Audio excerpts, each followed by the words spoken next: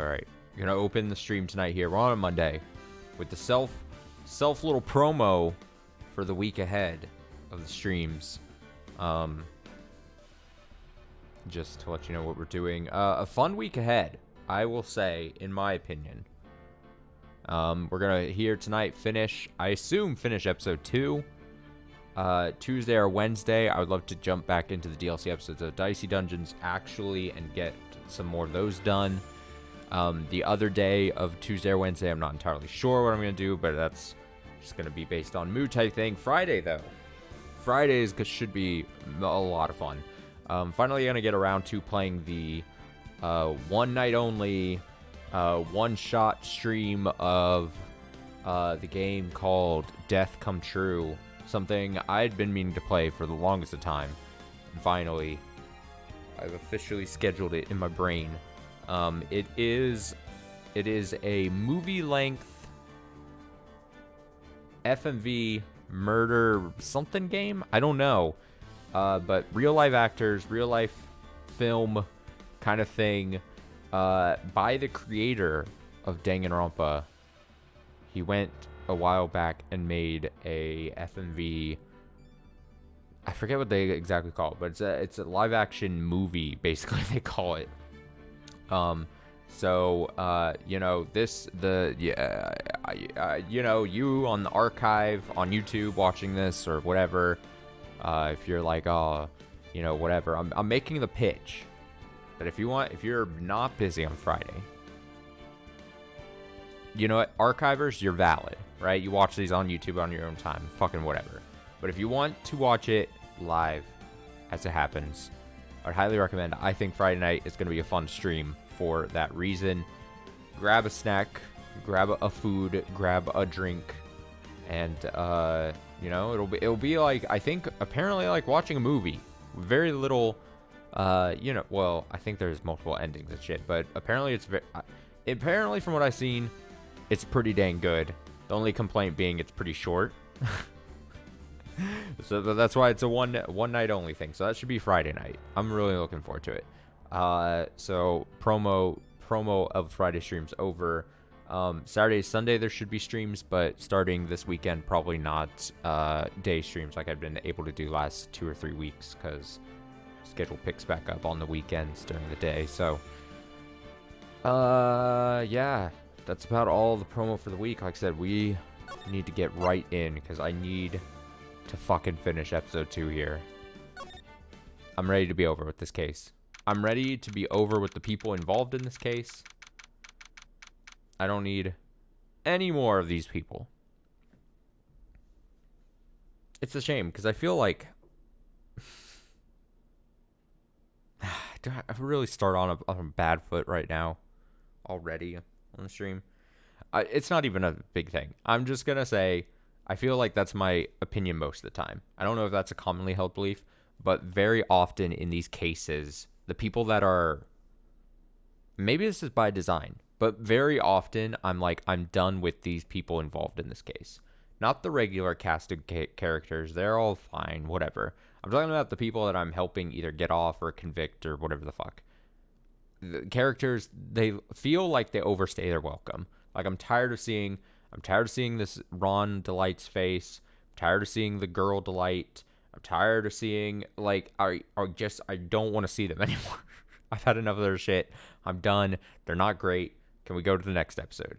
So I've reached that point now here with this episode.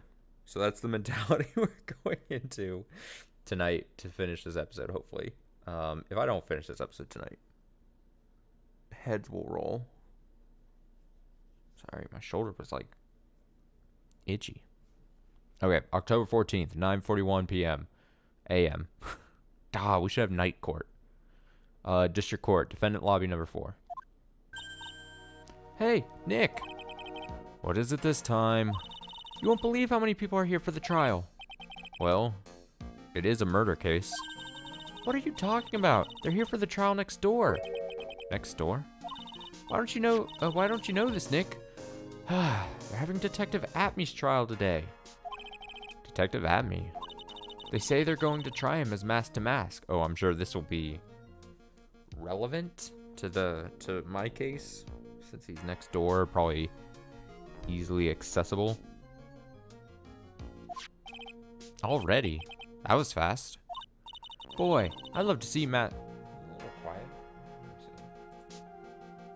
Boost it just slightly. Just boost it up a bit. Okay, boy, I'd like to see Mask to Mask trial. I know. Who was that? By the way, where's Pearls? What was that? What was that? Check the delay? Was that question mark? Question mark? It was. Who the fuck? What is that? They didn't acknowledge it. What is that? What's happening? Okay. Oh, she went back home. She said she can't neglect her training anymore. I know you don't like me. Huh? Pearls has really gotten into her training lately, huh? I can't tell if that's supposed to be something that they can hear or not. So strange, because they're not reacting. Yeah, ever since that incident last night.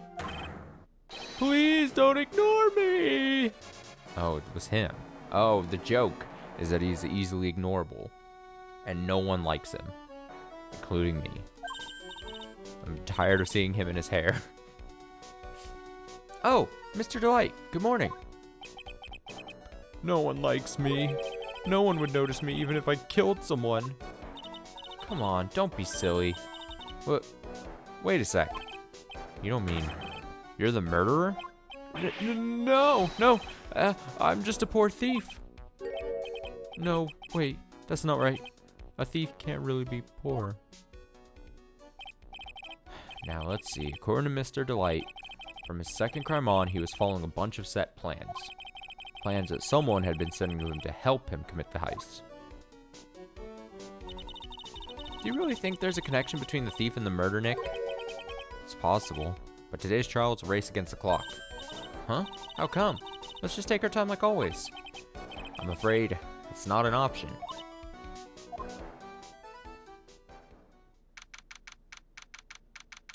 It's probably because he knows he's racing against the Mask to Mask at me case. October 14th, 10 a.m., District Court, courtroom number 6. Oh, good to be back here. Oh, it's so good. Getting into character. Court is now in session for the trial of Mr. Ron Delight. The defense is ready, Your Honor. You're ready? Preparation is the last refuge of the week. Every time I see the word refuge, I, in my head, always guess refugee or refuge, and they might be spelled differently. I'm just a fucking idiot. But I always say the wrong one. And most of the time, I think I read refuge, and I say refugee for some reason, even though it wouldn't make... I'm just... God. Idiot streamer I am. Preparation is the last refuge of the week. Okay, settle down, everyone. Let's begin with your opening statement, Mr. Godot. Godot. Remember when we said Godot? Oh, it's funny. He's got the judge in the palm of his hand. Yet again. Ron Delight is simply too young to be sent to war. That's all. I'm afraid I have no idea what that means, Mr. Godot. Huh. Then you need to get out more, Your Honor. Life is war. But that is exactly why you must be more precise in your wording. That's all my statement means. You understand now, right? Yes. Well, then, let me briefly summarize the details of this case. Wow, judge is taking charge like he knows what's going on for a change. Wow, he's actually a competent judge for a second. The victim is Kane Bullard, CEO of KB Security. His body was found... Is that his tongue sticking out? Yeah, it is. Okay. His body was found in a safe at approximately 9 a.m. on the morning of the 13th. However, time of death was estimated as 1 a.m. of the previous day. And that's when our little lost kitten dropped the ball. That little lost kitten is, of course, the defendant. Very well then, Mr. Godot. Please call your first witness.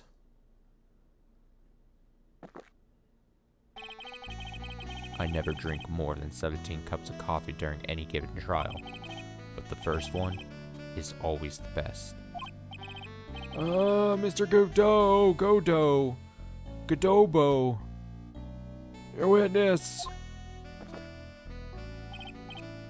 Okay then. Let's hear what the defendant, Mr. Ron Delight, has to say for himself. Defendant? Well, Mr. Wright, does the defense have any objections? Maybe a little bit of a disadvantage having the defendant testify, but... I remember when Mia was defending me. She allowed me to testify so she could do the cross-examination. She put a lot of trust in me back then. We have no objections, Your Honor. The defense will allow Mr. Delight to testify. Huh. You've got guts, trite. Alright then, Mr. Ron Delight, please take the stand. Get up there.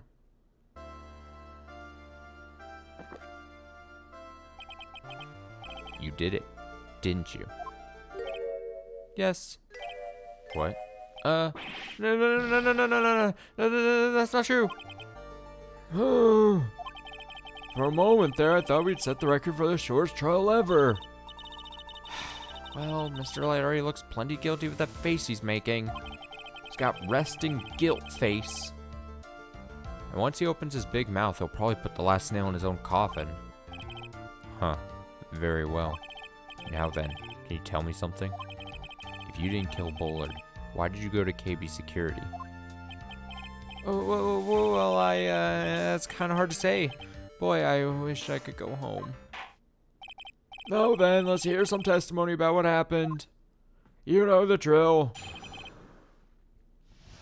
My visit to KB Security. That evening, around 1 a.m., I went to see Mr. Bullard in his office at KB Security. The blackmail letter I got, it ordered me to go there. I'd been working for KB Security until a year ago, so I knew where his office was.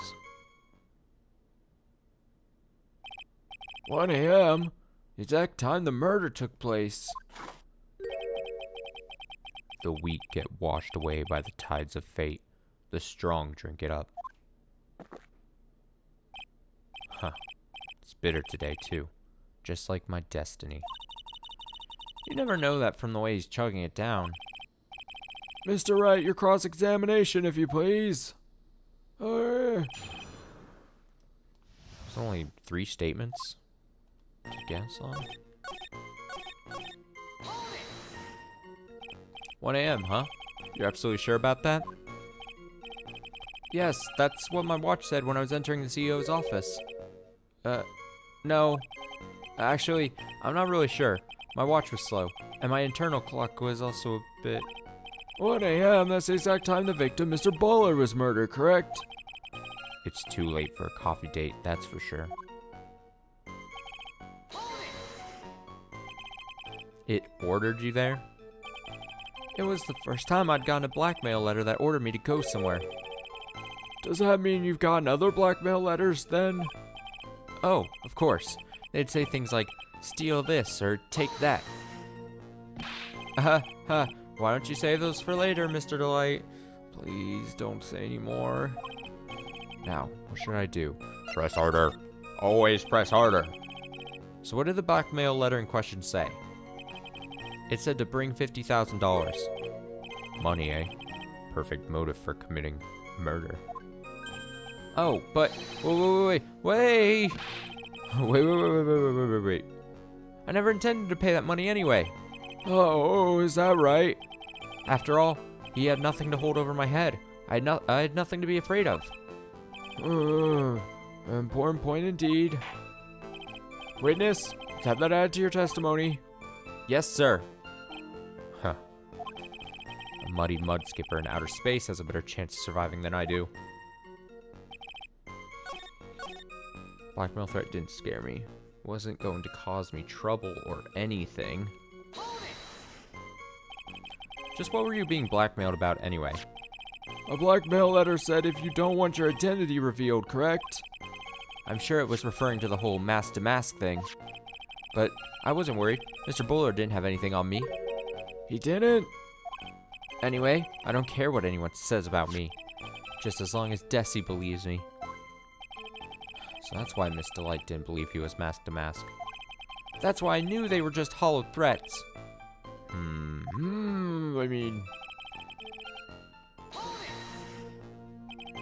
You used to be a security chief for KB Security, right? Yes, that's right. A security chief? You?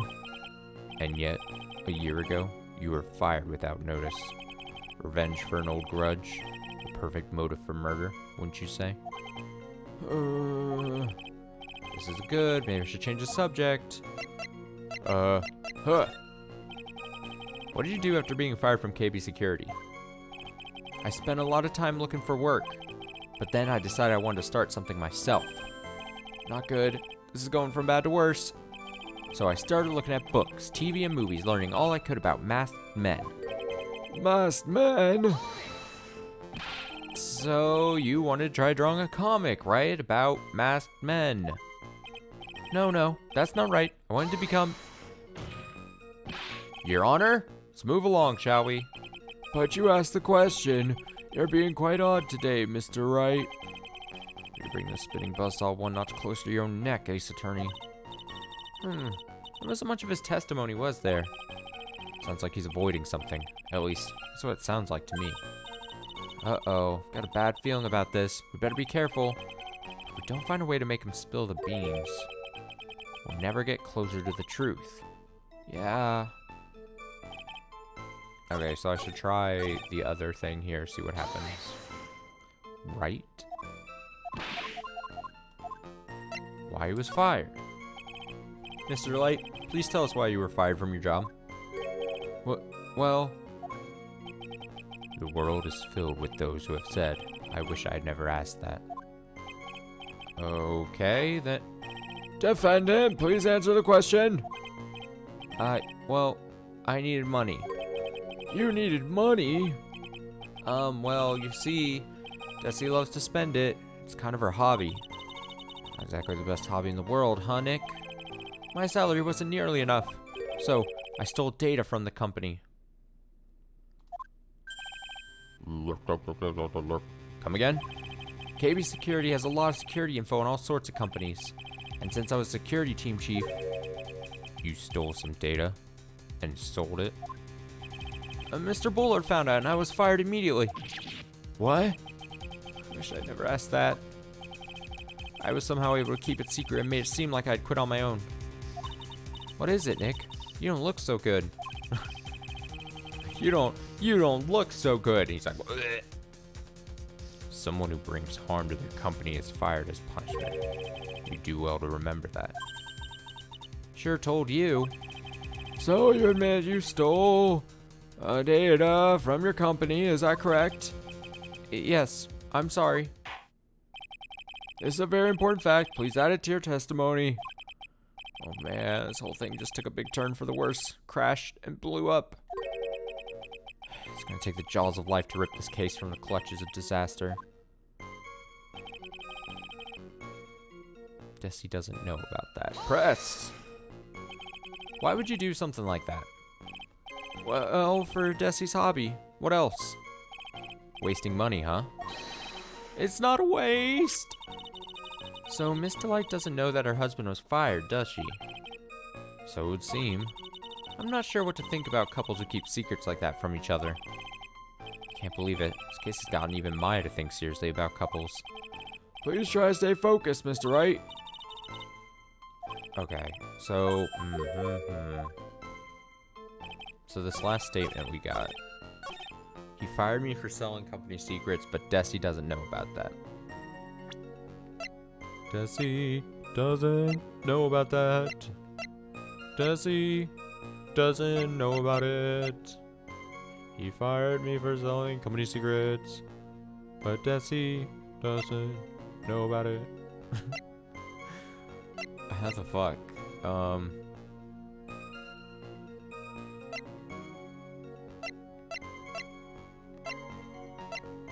Ba-dum, ba-dum, ba-dum. I mean, there doesn't...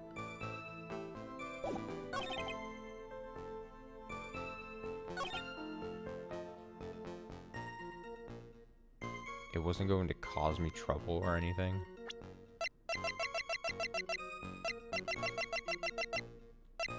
I think I went a little too far.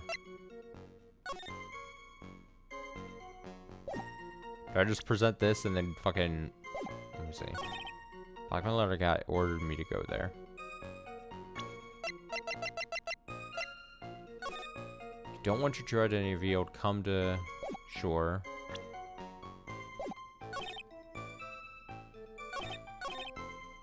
I don't know, it seems a little not correct, but I'm gonna try it. Nope. Damn it. Your Honor, please take some of my health away.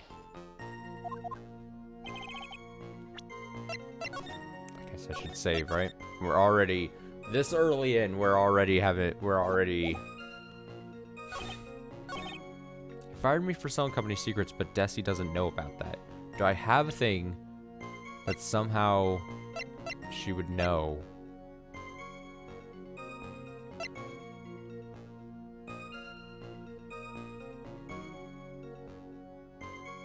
Selling company secrets.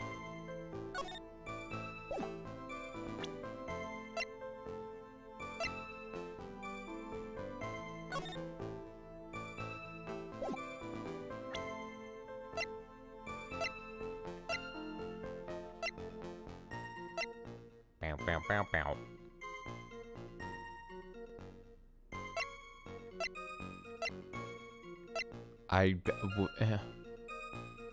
What?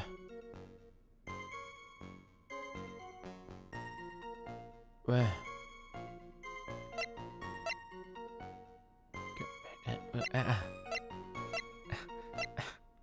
Fuck's sake, what?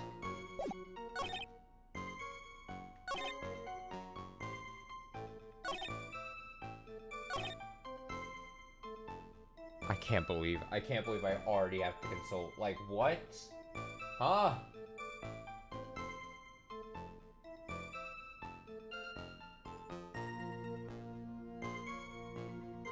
What?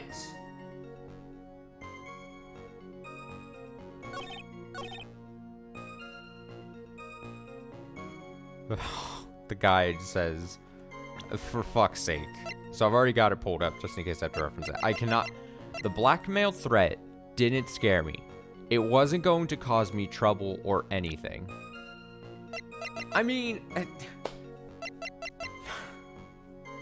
because I guess hates criminals and cowards more than anything, so the blackmail threat saying he was going to reveal the personality, or his identity.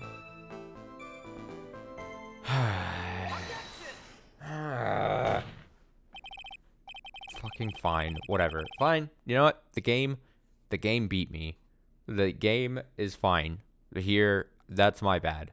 But would not have gotten that for the life of me. It probably would have taken me an hour of just trying things, honestly. So I would not have thought to then go back to the third statement, even though we were revealed the fourth and fifth statements, and then use her profile on that statement. I just wouldn't have. So I'm already spicy. I'm already getting mad. It can't be like this. I can't be like this, you know? You know what? It's clear from my head. Everything is fine. I got the answer. Doesn't matter. Everything's great. Mr. Delight, what you said just now doesn't match what you told me yesterday. Huh? What doesn't? I think you must have been scared. Very scared. Of having a certain person find out about your secret. Gulp. A certain person? Miss Desiree Delight, the defendant's wife. What? But listen to me. My Desi, she's... Looks like if I just sit back and relax, the fun will end before it truly begins. Godot. Yes, we know. It was all your wife's fault. What do you mean? Mr. Delight stole company data to pay for his wife's spending habit, for which he was fired. Unable to face his own wife, someone used his dirty little secret to blackmail him. And that is how this murder came about. Oh. No, everything is falling neatly into place for him. Don't talk about my Desi like that. Or you'll be sorry. Well, it seems that we've learned a great deal of things here so far. What do you think, Nick? I didn't think it was possible to get so thoroughly whipped in just 20 minutes. Clearly there was sufficient motive for murder. He stole data for his wife, and he killed to protect his secret. A family man who cared just a little too much. The motive is clear. Let's move on. What happened at the crime scene at 1 in the morning, Mr. Delight? Come now, tell us. We're all ears. At the CEO's office. Just staring at me, blinking his eyes, as if I don't hate him. When I entered the office, there was a suspicious shadow there. Suspicious. Suddenly, I was hit on the forehead. After that, I remember being a bit dazed. If I hadn't been wearing that, I would have been killed. When I came to, Mr. Bullard was lying there, dead. I see. Suddenly hit on the forehead, huh? I believe the detective from yesterday provides similar testimony. He said that Master Mask struck him on the head from behind. Of course, since Atme turned out to be the culprit himself, that was all, a lie. Huh. No one's going to believe a pathetic lie like that. What are you saying? I really was attacked. We'll find out if what you say is true or not during cross-examination. Got that, Mr. Trite? Don't go easy just because he's your client. If I see any sign that you are, I'll treat you to another cup of my special blend. Don't need to worry about that, Mr. Godot. I have faith in Ron. I know we didn't do it. Sorta. Maybe. So we've moved on to another thing. So those other statements I fucking, revealed in the last testimony, those are all just for nothing. It was all just a red herring. How upsetting. Okay. So we got 4 here. Who was this suspicious shadow?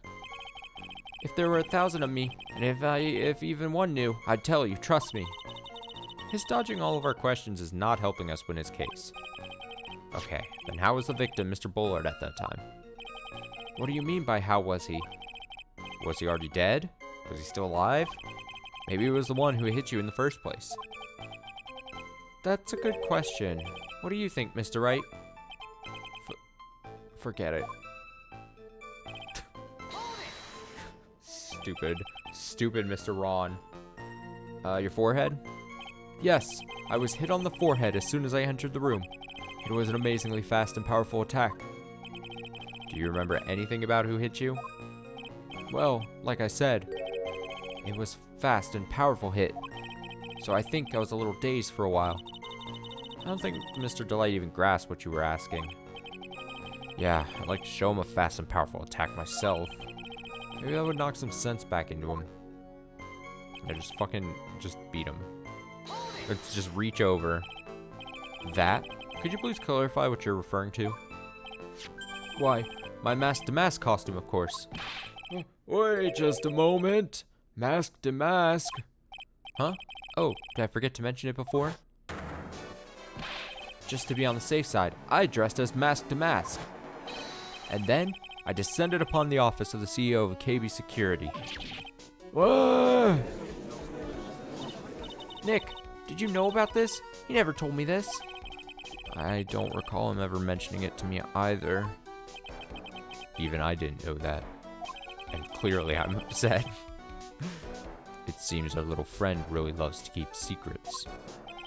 I'm sorry, I just never had a chance to mention it up until now. Wait, that's not right. You know how sometimes things just slip your mind? Huh. My 6th cup of coffee is staring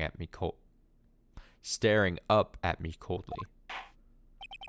At any rate, we can't ignore this new piece of information. Witness, please correct your testimony. Correct it. Okay, so we just got a revision here. Yeah. Why were you dressed up as Mask to Mask? Why? Because I'm Mask to Mask, of course. What are you talking about? Mask to Mask trial is being held next door. Ah, yes, I guess so. Anyway, at that time, I thought I was being blackmailed over the Mask to Mask issue. So I thought I should go as him just to be safe. Oh boy. Let me tell you, it's a real pain to move around with that cape. That's why it took a lot longer than I'd expected. It took a lot longer? What is he talking about? Press harder. What do you mean by took a lot longer? Oh, opening the safe, of course. My cape got caught on the safe door, you see. This all happened when I was hiding Mr. Bullard's body. Oh, what was that? Back up a second. You've said a thing. Yes? You were the one that hid the body in the safe? Well, yeah. Inconceivable! Oh, my ears, my old man ears. Why? Just why? What reason could you have? What were you thinking? Question. When does someone toss their dirty shorts in the washing machine? What? The answer is simple. When they take them off. As usual, I have no idea what the fuck you're saying. Do you mean that Mr. Delight hid the body because he's the murderer? Huh. So you're not as stupid as you look. This metaphor this time is really obscure. Mr. Wright, you don't mean that you knew about this whole safe business, do you? Well... Yes. Why am I the only one on the loop here? Witness, make sure you add this to the testimony. Yes, sir. Uh-oh. It's like a storm front is moving in over the fair weather judge.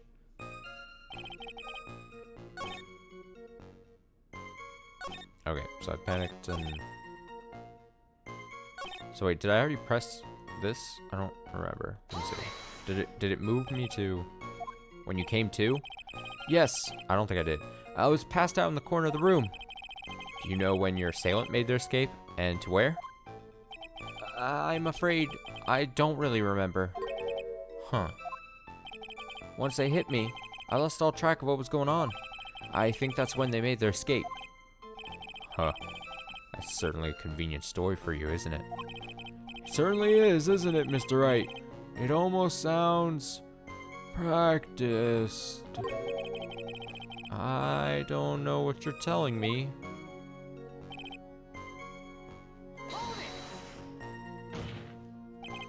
Why did you hide the body in the safe anyway? Well, because it wouldn't fit in a drawer. It's not exactly what I meant. When I first saw the corpse, I kind of lost it.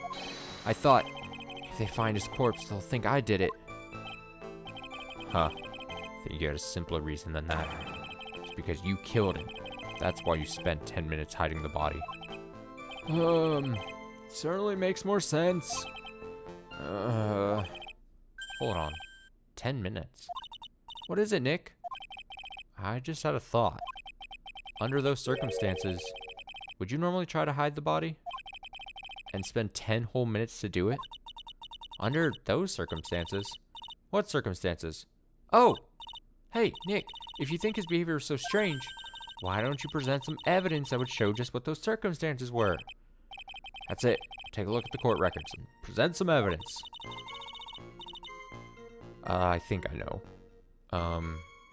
We heard this from Mr. Light yesterday, didn't we? There's not much in this testimony either. I bet you he's still hiding something. Wouldn't be surprised. We'll just have to draw it out of him. I just hope he doesn't make things any more complicated. Okay. I think... the 10 minutes, if he was hiding and it took 10 minutes, is the buzzer?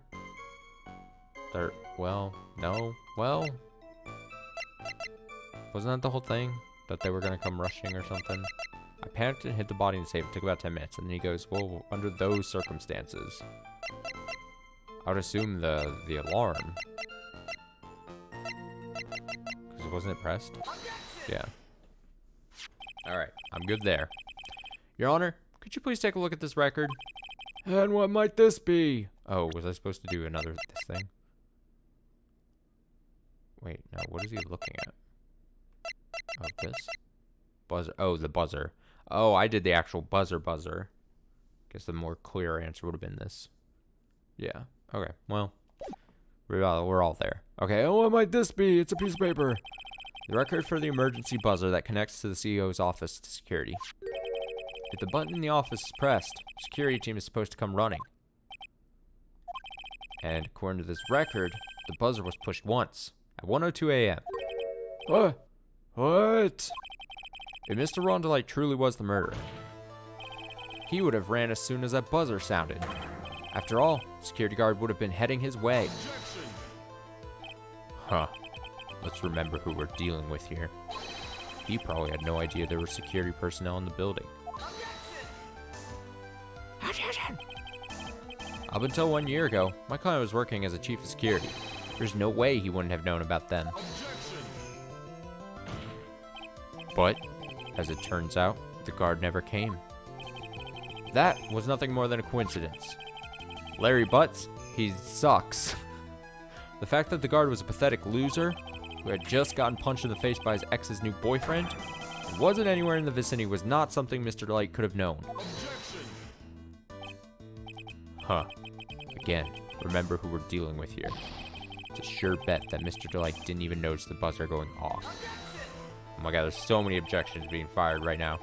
This buzzer is extremely loud. There's no way he could have ignored something like that.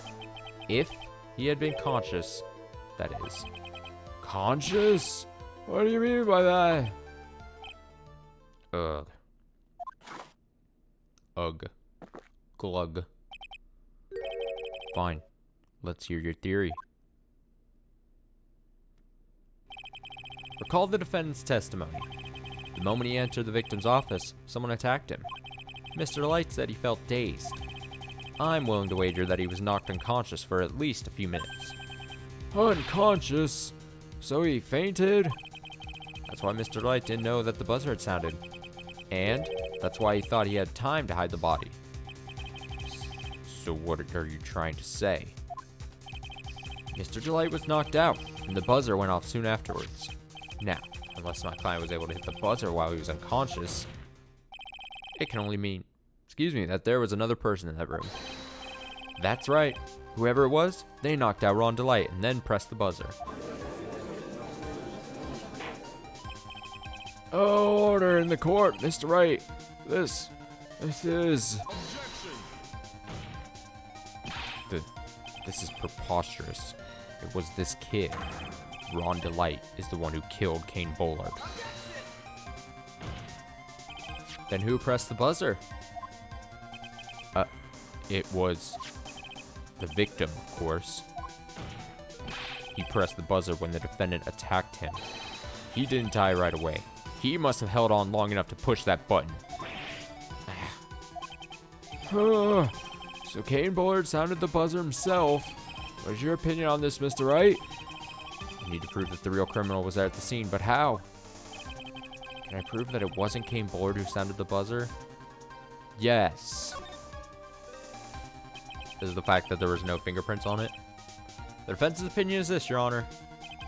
This piece of evidence proves that it wasn't the victim who sounded the buzzer. Boop, boop, boop, boop, boop, boop, boop, boop, boop, boop, boop. The buzzer itself. I'm gonna guess. Fingerprints. Yeah. I believe this is a piece of incontrovertible, that's the word, evidence you were looking for. The emergency button? Is there some kind of clue on it? Blue's Clues. Absolutely not. Hey, come on now. At least give some thought to what you say before opening your mouth. The fact that there are absolutely no clues is itself the clue.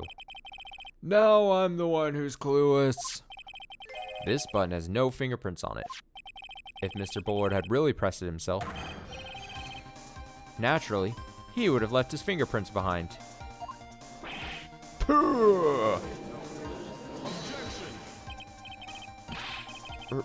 Ron Delight obviously wiped them off. Why would he? Guard could have come in at any moment. He touched that button. I knew he did. The defendant, Mr. Delight, was dressed as Mask to Mask. And Mask to Mask always wears gloves. What reason could he possibly have had to wipe the button for your fingerprints? Order! Order! Order! Huh. It would seem. I've been forced to eat crow. Wonder what blend number crow flavored coffee is. However, if the real killer was there at the scene, why would that person press the emergency button? To frame him? Shouldn't they have run away without putting themselves in extra danger?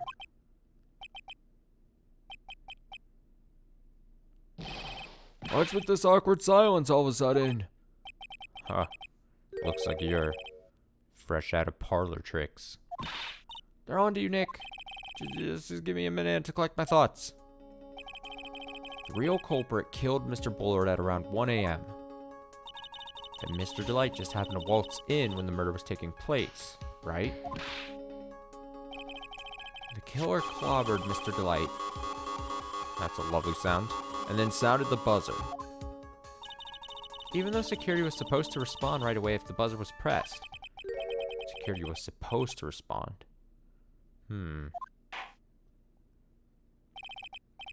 Time's up, Mr. Wright.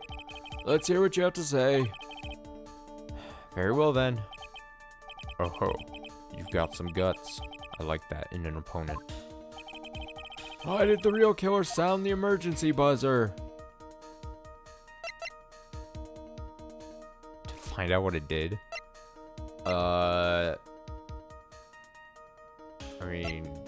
I'm gonna say just in case, but I'm gonna guess the middle one.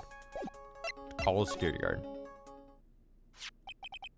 Killer knew that if they pressed that button, the guard would come running. And that was exactly what they wanted. Do you mean to say the killer called the guard on purpose? Yes, although, as it turned out, he never showed up. Because he was getting his clock cleaned at the time. Huh. What a touching story. You're saying the killer had a change of heart and called the guard to turn himself in? Come on, it's not that hard, people. No, he's trying to frame fucking Ron. People, think, open your brains. No, I'm not.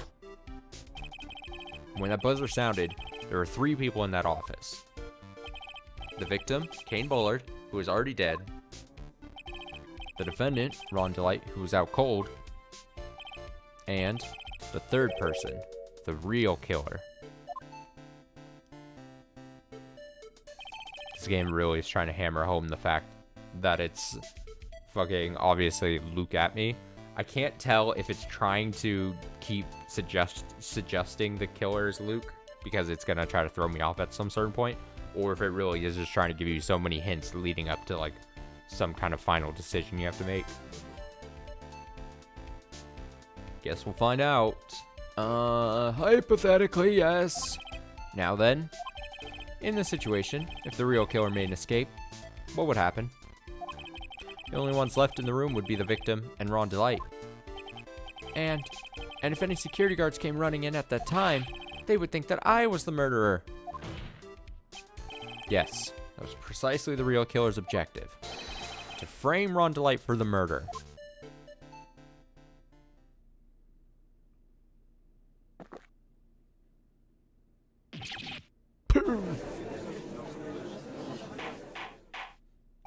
Order, order, order.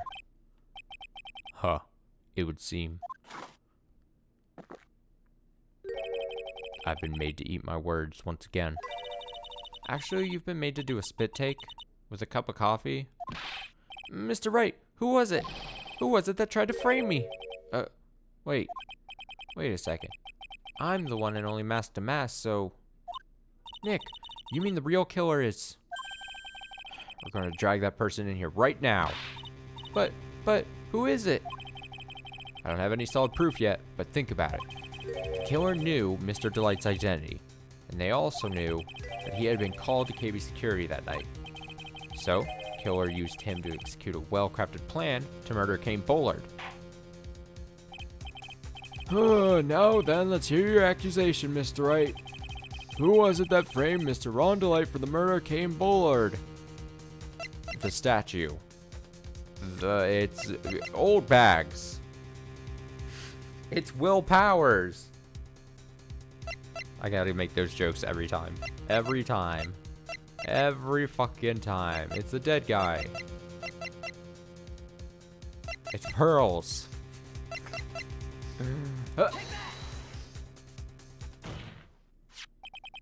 Detective Luke at me.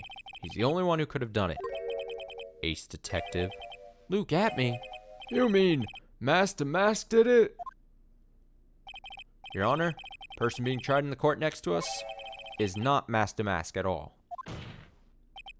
He is, in actuality, the true murderer of Kane Bullard. Order! Order! Mr. Wright, explain yourself. Theft and murder. Which is the more serious crime? They're not even close. Murder is a more serious crime, of course. It's a capital crime subject to a capital punishment. Please remember, trial from yesterday if you would. When Luke Atme confessed, there was a huge commotion in the courtroom.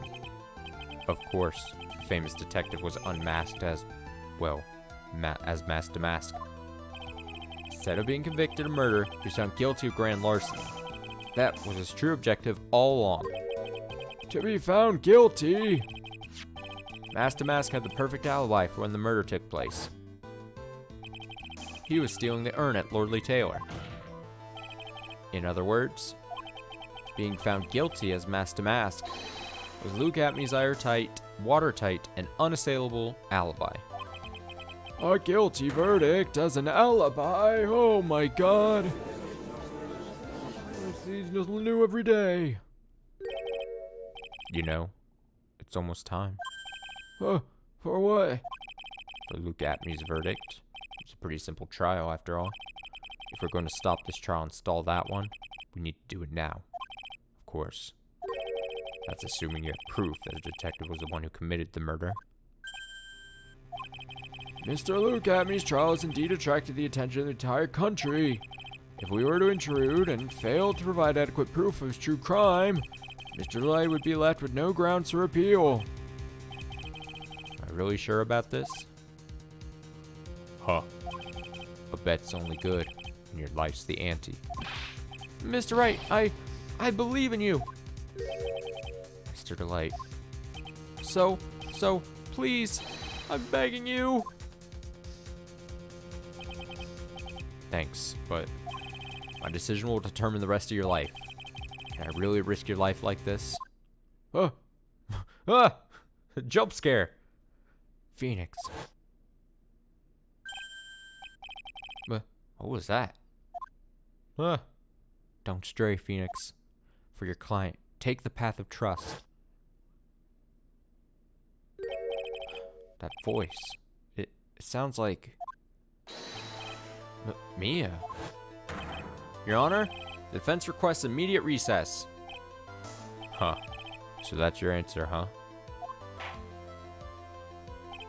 Very well, I've decided as well. This court will now take a 20-minute recess. Mr. Wright, when we return, please summon Mr. Luke Atme to the stand. Yes, Your Honor. October 14th, 11:58 a.m. District Court, courtroom number 5. I don't want to see this man. Well, sir, Detective Atme. I have to say, Mr. Payne, you performed splendidly. I think that was the voice I was kind of giving him. I don't know. Oh no, Sir Detective Atme, you were the one who... Whoa! A new judge just dropped. Who is this man? Can I get this guy?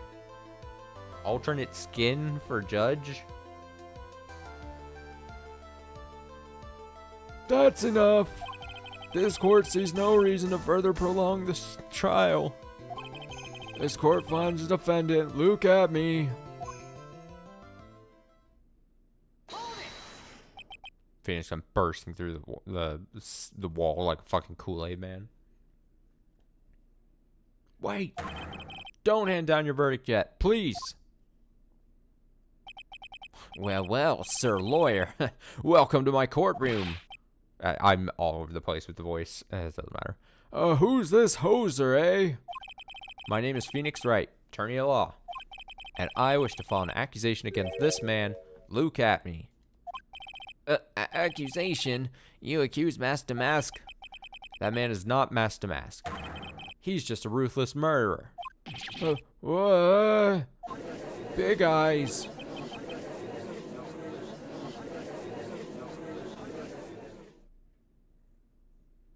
Thrilling.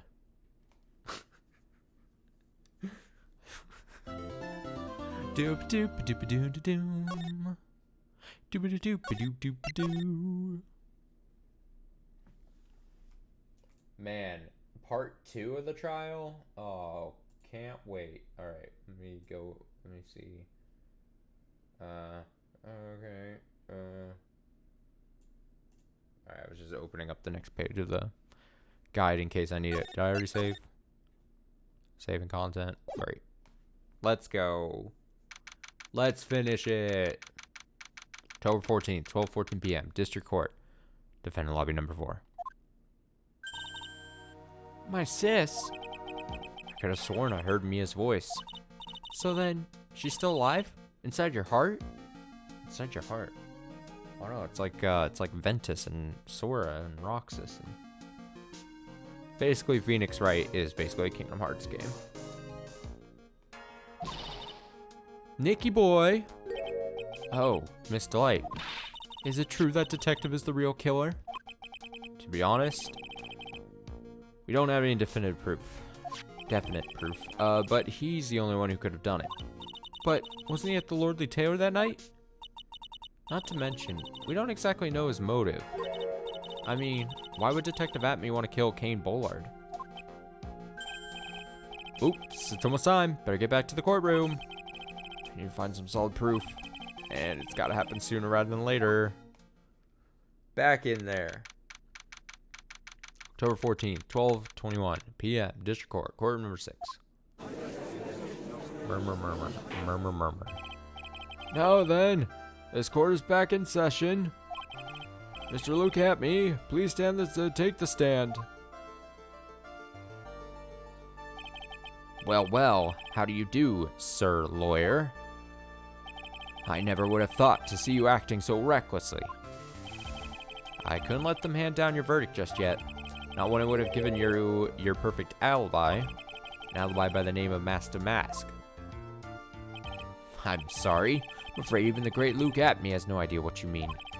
Of course, I've been in the next courtroom ever since 10 o'clock this morning. I'm afraid there's no way I could know what's been going on in here. You've been in the defendant's seat all day long, correct? Being tried as Master Mask. Indeed. It's truly child's play to fool the ignorant masses. Not only did the poor fools ask me to protect their valuables, they even gave me a generous reward upon returning their own property to them. Take this red diamond ring that sparkles upon my divine finger, for example. So you continue to insist that you are, in fact, Master Mask? Of course. Very well then, Luke Atme. Let us begin with a simple question. On October 12th at 1 a.m., Caden Bullard was murdered. Where were you at that time? One without knowledge lacks even the knowledge that he should be ashamed of himself. But don't worry, I will not hold it against you, Sir Judge. Thanks. Alright, Mr. Atme. The night of the murder. Speak. We're all ears. As you wish, Sir Prosecutor. The alibi. I was stealing the urn as Master Mask, just as I announced I would. I had more than enough time to prepare. It was a pathetically easy job. A photograph contains no words, but in this case, one turned out to be my witness. The time at which the camera captured Master Mask was the same time as the murder. Seems the main point of discussion will be this photo of the crime scene. Everything else up until now was all part of his plan. There has to be a secret to this picture as well. Even the great Master Mask cannot be in two places at once. Now then, if you'll excuse me, I have a verdict to receive. You fucking wish. Unfortunately, Mr. Abney, we still have to do your cross-examination. Fool is too foolish to know that he is a fool. Oh, it sounds like, Francisca from, the last game. I think he's trying to say that you're full of it, Nick. The only thing that's full of it is his alibi. Cross-examination. Commence pressing. So this photograph is the proof, correct? Indeed it is. And the man in the photo is certainly wearing a mask. That is why I'm called Master Mask. But conveniently, that also means that there's no way to tell who this really is. Oh, what do you mean? Huh. Are you saying that this is not, in fact, Luke Atme? That it could be an accomplice dressed up as Master Mask to create an alibi? Ho ho ho, what an interesting idea. Enhance. Are you saying that I, Lone Wolf Luke, had an accomplice? Give it up.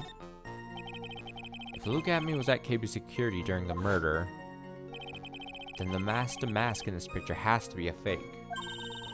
Then there really was an accomplice. But right now, I have no idea who it was. I don't have any idea right now either. Baseless objections are just what this guy wants. There's gotta be another way, and I'm going to find it. Da-na-na-na. Okay, so maybe we come back to that. I believe Adrian Andrews hired you at one point. That's right. That was over 20 days ago, if I'm not mistaken. You sent the calling card to Lordly Taylor 10 days before the heist. That would mean you sent out the card after you began your security watch, right? Indeed. There's no reason why I couldn't do both jobs at once. It was a perfect opportunity to steal my latest target. I see. Truly are evil, aren't you? Yes, evil is what I am. Hey, Nick, is there something odd about this? Detective Atme was always proud of his ace detective skills, right? But if the urn was stolen from Lordly Taylor, while he was the only one watching it, he'd have no way to maintain his perfect ace detective persona. You know, that's true. It is kind of odd. I don't know what was being really said there. I kind of... Alright. So by photograph, you mean this piece of evidence here? Is that correct? Indeed it is.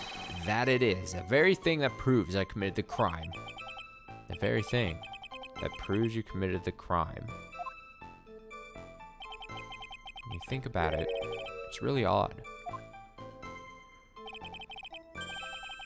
You say that almost as if you had this picture taken on purpose.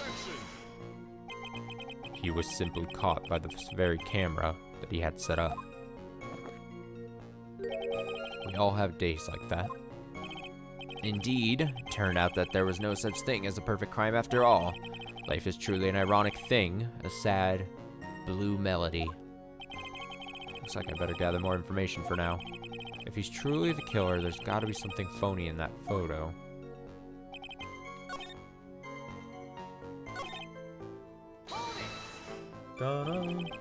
About the camera that took this photograph. Oh, come now, it's all too clear what you're thinking. Huh? You think I altered the timestamp on the photograph, don't you? I'm afraid that's impossible. The camera was set up by Lordly Taylor, and on top of that, it was Lordly Taylor's staff that printed that picture's date. Unfortunately for the defense, there's no way that picture could have been altered. I'm already yawning. Jesus. No, I can't. We must press forward. I'll try not to keep yawning on mic though. I'm sure that probably sounds annoying. I'm trying to do a Tay-Zonde and like move off mic when I yawn. I see. Looks like I better find something else that could be suspicious. So this alibi is false? It has to be, or he couldn't have killed Mr. Bullard at KB Security. But I'm not really spotting anything unusual. There are two possibilities. Either the mask-to-mask in the photo is a fake, or the photo itself is. I had more than enough time to prepare. It was pathetic.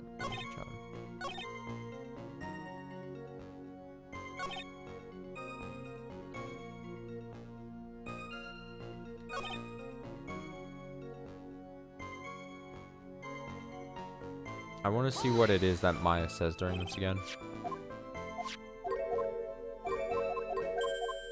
Detective Henry was always proud of his ace detective skills, right?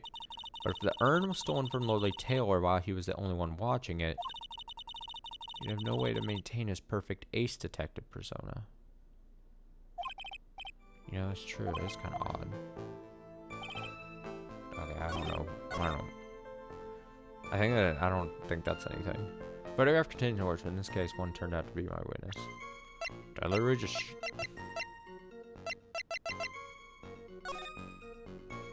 Bum, ba-dum, bum, bum.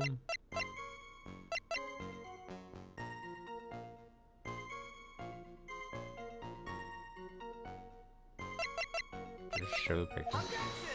No. Probably should have saved before doing a wild guess. Shouldn't I have? Damn. Damn it. No words, but in this case, one turned out to be my witness.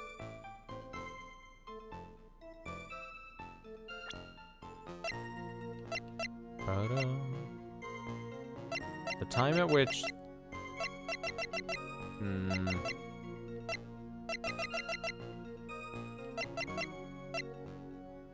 Yeah.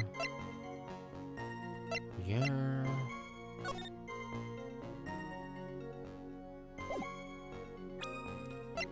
It's just about 1 a.m.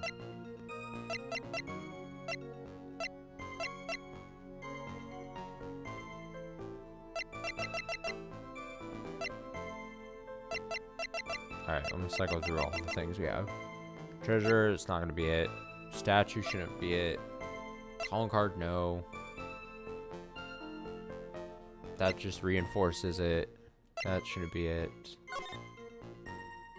I mean...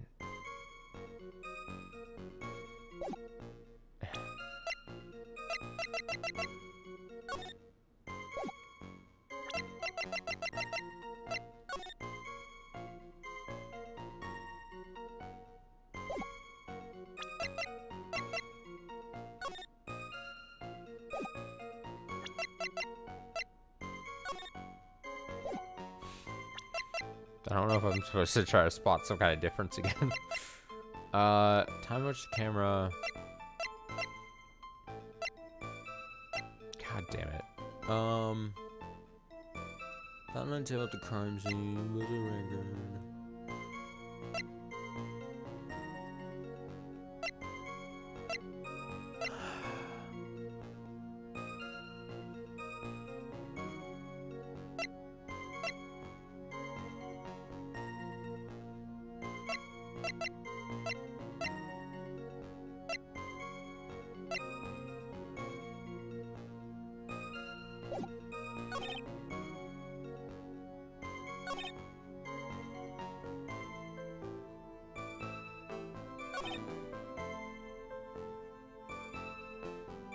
There's always the fucking accomplice thing, but we don't have things to fucking, we don't have things. I gotta check. Really checking. I need a hint here.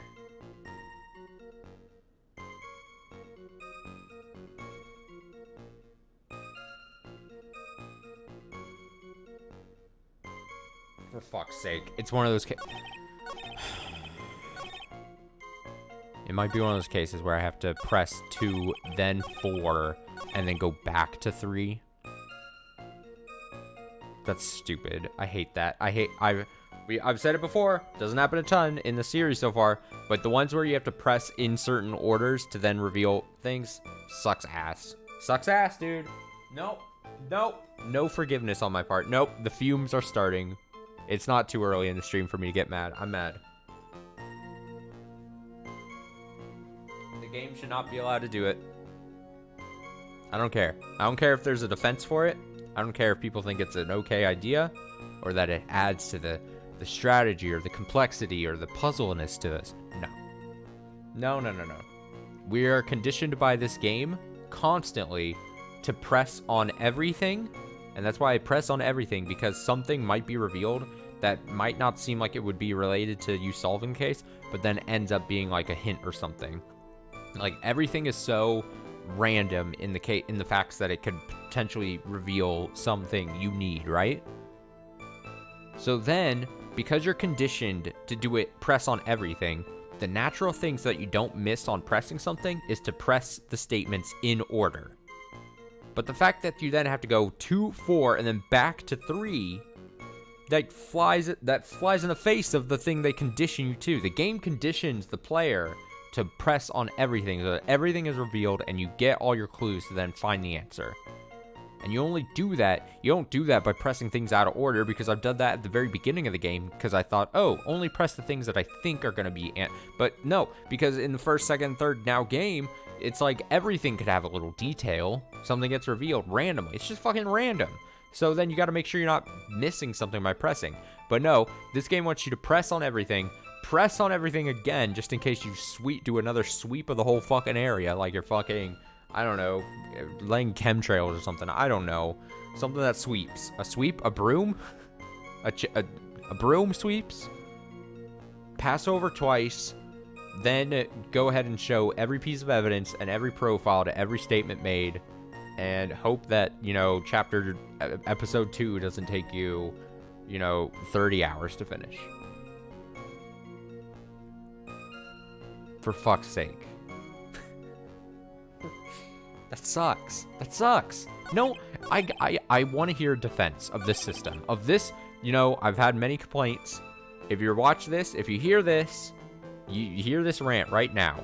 If someone can give me a good defense of, oh no, it's good that you have to press and then go back to something you've already technically pressed on.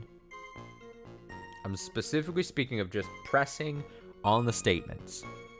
If there is a better defense out there than, oh, it adds to the complexity or the difficulty of the game. If it actually is fun, if this is a fun concept and you have a good reason for that, let me know.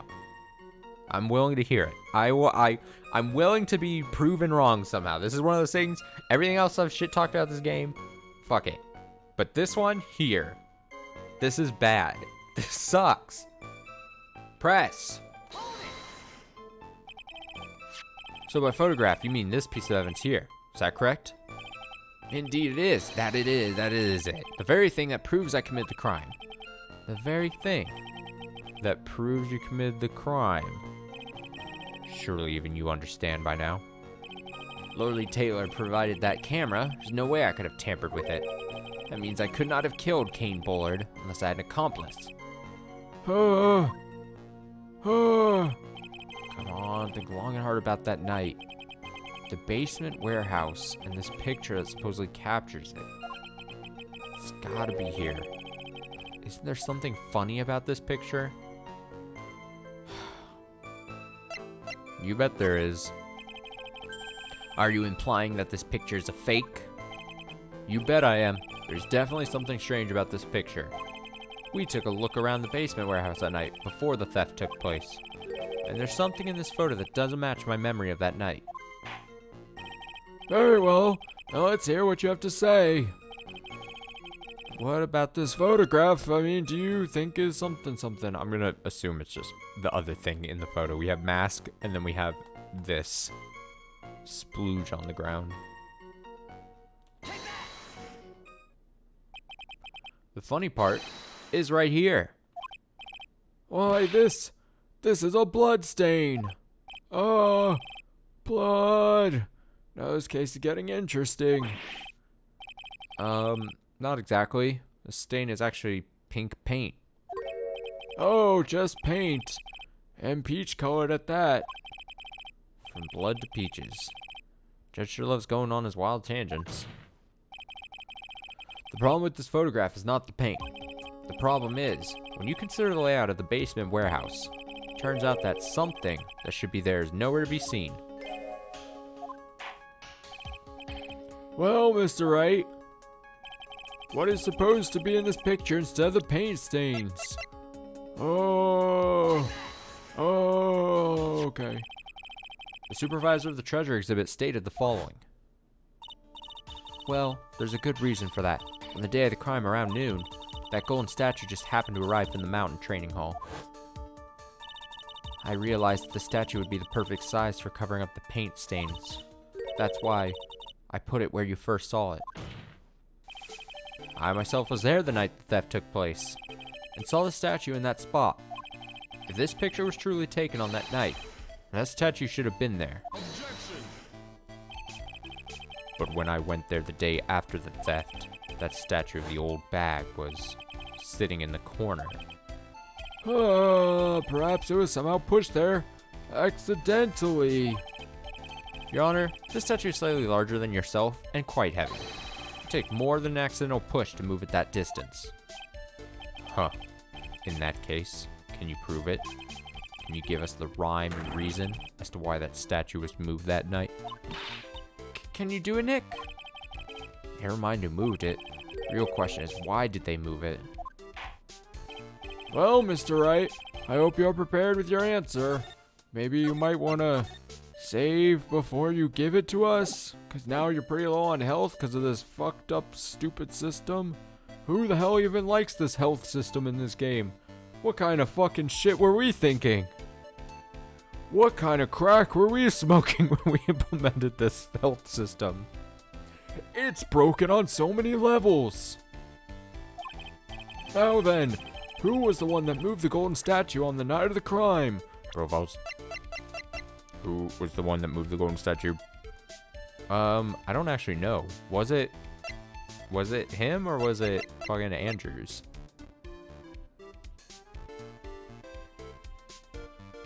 I don't actually know.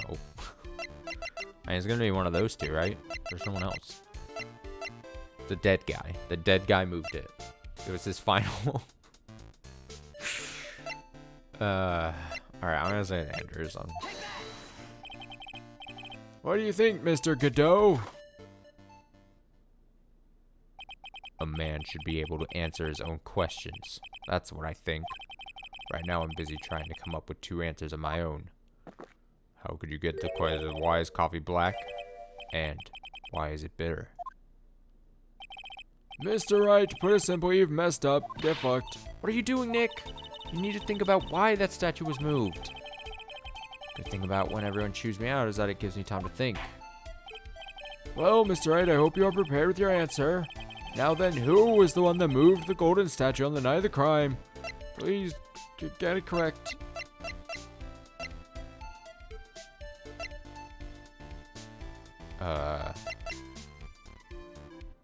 Okay, so it's not her. Present. The one who moved the statue is none other than Luke at me. I don't get what... I'm just... I don't know why this is a big deal then. Like, I assumed we were going to be revealing, like, a big thing. And then it's just like, no, it's the guy who was there. Great. Come now, sir lawyer. There you go again on one of your strange delusions. Mr. Wright, what basis do you have for your strange delusions? It's very simple. The witness was the only one in the basement warehouse that night. That is indeed very simple. However, why would I want to move a heavy golden statue? The reason for moving the golden statue, here's where our battle really begins. Oh, he wasn't saying that out loud. Well, Mr. Wright, what reason did the witness have to move that statue? The reason can be found here in this photograph. Look at me. You pretend to be mask to mask. To create an alibi by showing you were at Lordly Taylor that night. But this photograph contains a single fatal flaw. If the statue had been there, your lie would be exposed like cheap film at a drugstore. Wait, what? Okay.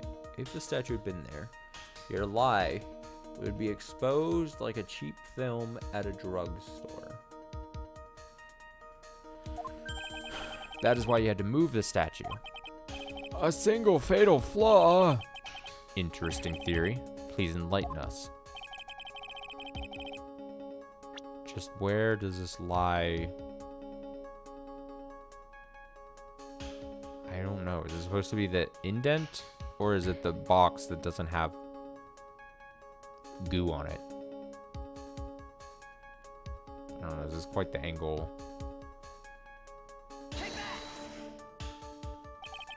The lie in this photo is somewhere around here. Oh, God. I don't even care. I don't want to be told I'm wrong. Jesus. Oh, that probably reading any of that would have helped. All right, this.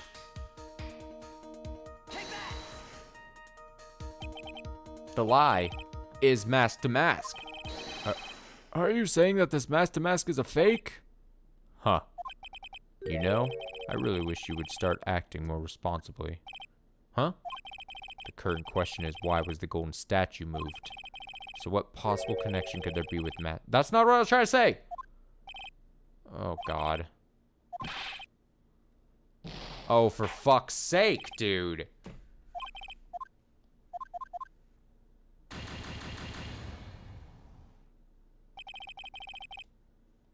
I don't even want to read it. Oh, when's the last time I saved? God. Fucking end me. Oh, fuck. It's right here. Oh, do it correctly. Present. Luke. Oh, yep, come on. Let's see if I can.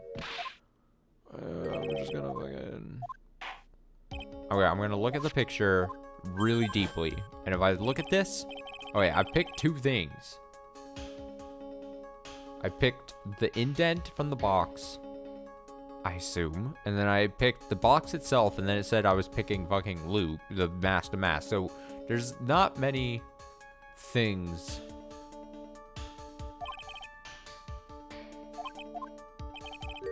But contains a single fatal flaw. Is it the timer? If the statue had been there, your lie would be exposed like cheap film at a drugstore.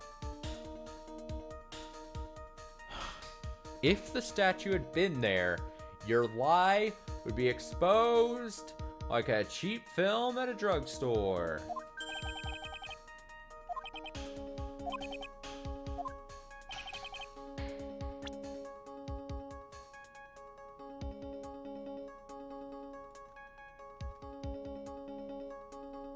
I just need to know the answer. Okay, I mean, I'm looking at the amount of things that we can pick. There's the box, there's the indent, there's the splooge itself, there's this bulge that for some reason my eye keeps going to, and then there's the timer. I'm gonna guess the timer, but before, I'm not gonna like click the, I'm just gonna, oh, fuck it. I've already tried. I'm trying. Let me see. Yes. It is the timestamp according to the guide. Why? The fatal flaw. Okay, sure. Fucking, I don't care. I just don't care. Naturally, the lie in this photo is the timestamp. What do you mean? I'm gonna say that technically I looked at the guide for that answer, but I mean, that was going to be the only, like I said, before I looked at the guide, there's only 3 things it could have possibly been. There's only 3 things in the photo. There might as well, I just picked the 2 that it was at first. I'll tell you exactly what I mean. On the night in question, Luke Atme went to KB Security and murdered Kane Bullard. Therefore, it's obvious. It would have been impossible for him to have been at Lordly Taylor at the time.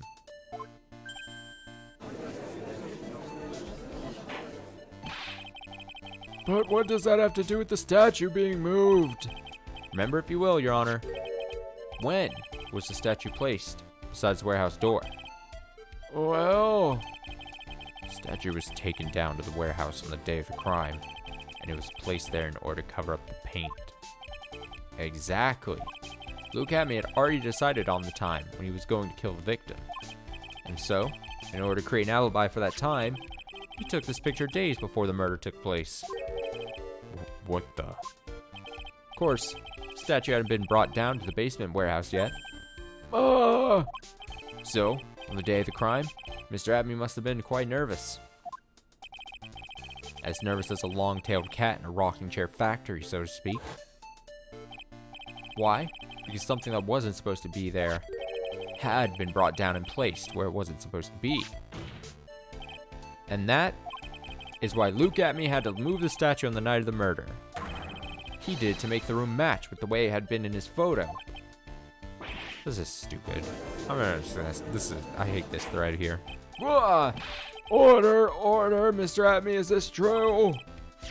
Even if it makes sense, I think this is a dumb thread. Can I say that? Can I say I disagree with How interesting this thread is, or could possibly be. Next testimony, please. One moment, Your Honor. Have you forgotten this? Oh, it's that piece of paper. The data for the basement warehouse computer. According to this, a camera did indeed go off on the night of the crime. It's true that the camera had been set up by the Lordly Taylor staff. However, the program used to manage that data was yours. That alone would have allowed you to tamper with the data.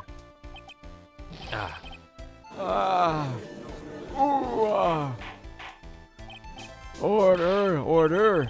Mr. Godot, what is the meaning of this?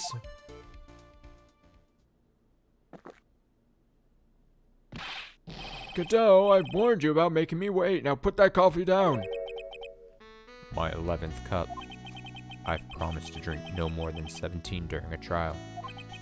Which means I'm still good till the last drop. Folgers. He like spins his little coffee mug cup thing. And there's like a Folgers logo. However, the fence is a very good point. A good point. So what? We are all but travelers on a road of infinite points. I think he's got his points mixed up with his other points. So you say this photograph was taken ahead of time? And that the statue was moved in order to make it match? That's a very interesting idea. However, there's one point that can't be denied. Which is that it's only a possibility. Men that are trapped by the chains of maybe can never reach their dreams. Oh, that's very true. No way, don't fall for that, Your Honor. Hey, Mr. Damask. Yes? There's no funny business in your actions as Master Damask.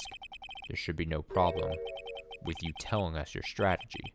So let's hear it. Yes, please provide this court with your testimony about your plan to steal a sacred urn. Let's go. Sacred urn heist.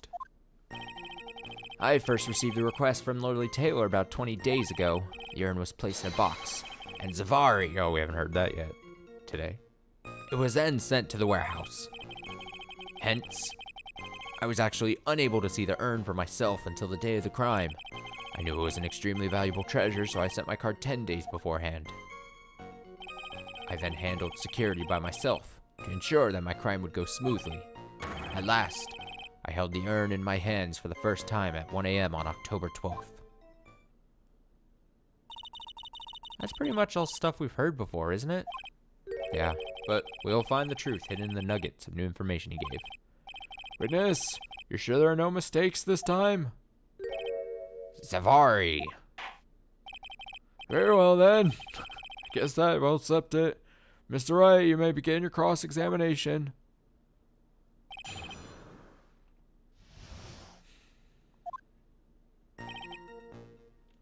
Was it 6? It is 6. Oh, we he brought the paragraph here. You were asked to guard the urn by Miss Adrian Andrews. Is that right?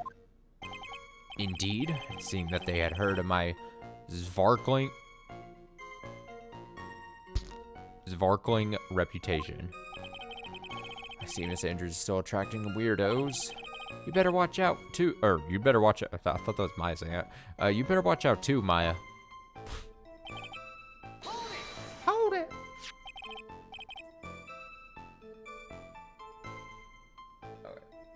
Okay. You mean this box? Yes, that pathetic box. Lady Andrews was especially taken with that urn, and she wouldn't let anyone enter the storm, not even me. Huh? Interesting new tidbit.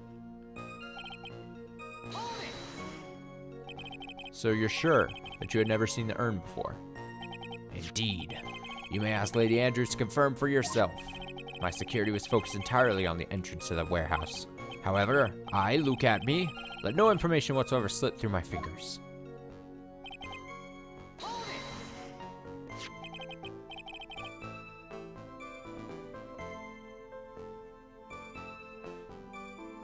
Sorry, taking a sip there.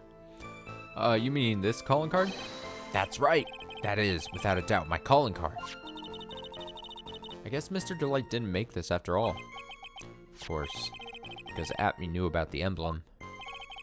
Making this card authentic would have been child's play for him. Then no one entered the basement warehouse? Unfortunately, there were many different treasures being taken there. Thus, for a period of approximately 5 days, people were indeed going in and out of the warehouse.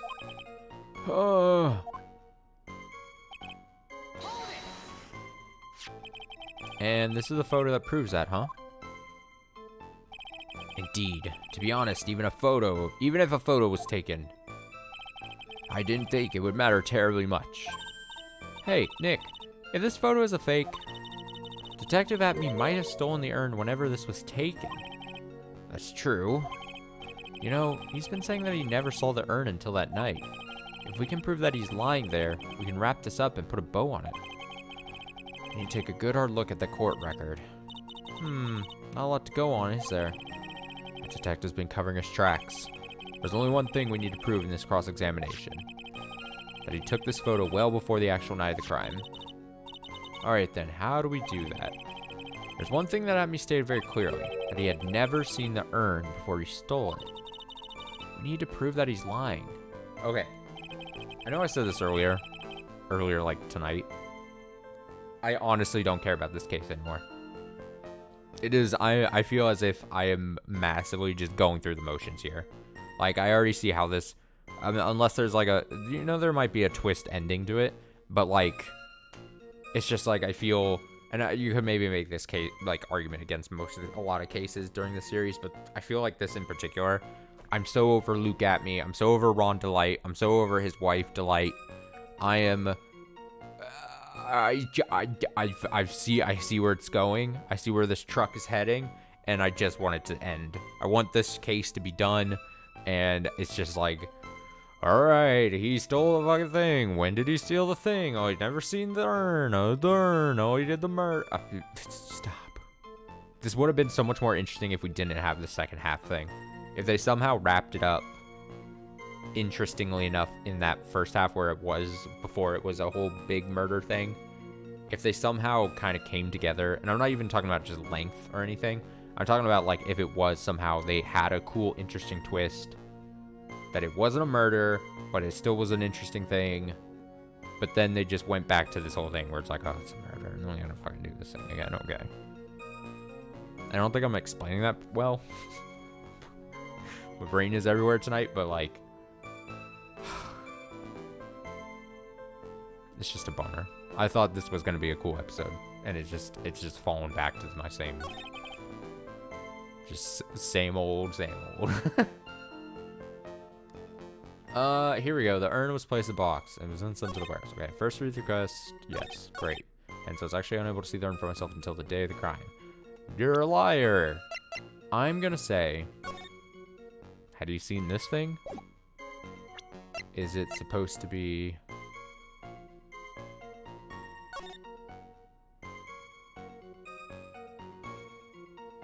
Is it going to be this, potentially? Because, I mean, him saying he hadn't seen it, could he still say...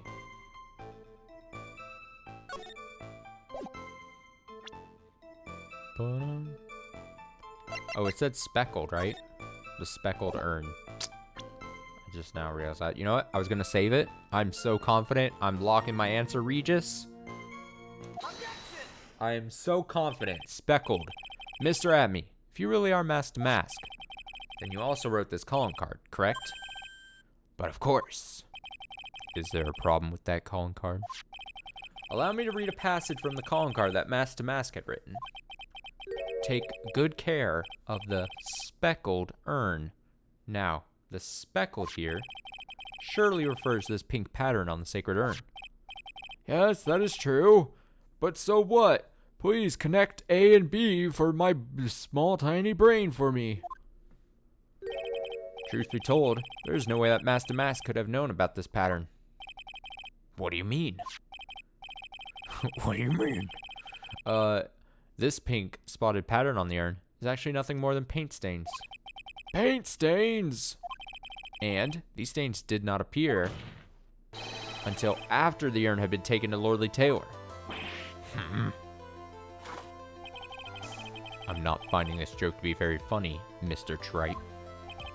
The day that the sacred urn was taken to the warehouse... Whoa! The urn was broken due to human error, or should I say an error-prone human. Fucking not Aaron Andrews. Is it Adrian? Adrian Andrews catching strays here. These shots are so funny. And that's when the pink paint got on the urn. Ugh. You can't be serious. And yet this calling card clearly mentions the paint pattern. Which means Detective Atme has seen this urn long before the crime ever took place. In fact, he saw it when this fake photo was taken. And because this photo is a fake, your alibi for the night of the murder was no longer holds water. I read that really weird, but do the fucking when you lose the mask. Witness, do you have anything to say for yourself? Alright, that did it. He's broken. Mentally, physically, emotionally. Nick, I think it's still a little early for a victory pose. Huh?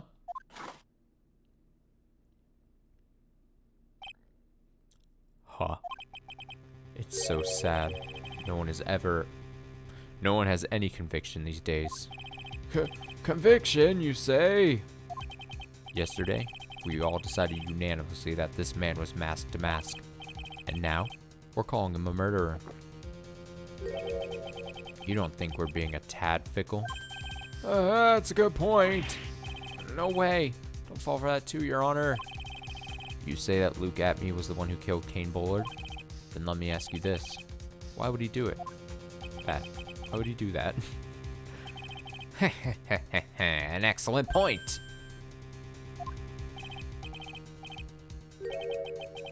Motive, Mr. Wright, motive. Might you my merry murder's motive manifest? Nick, he's getting a second wind. He's doing alliteration.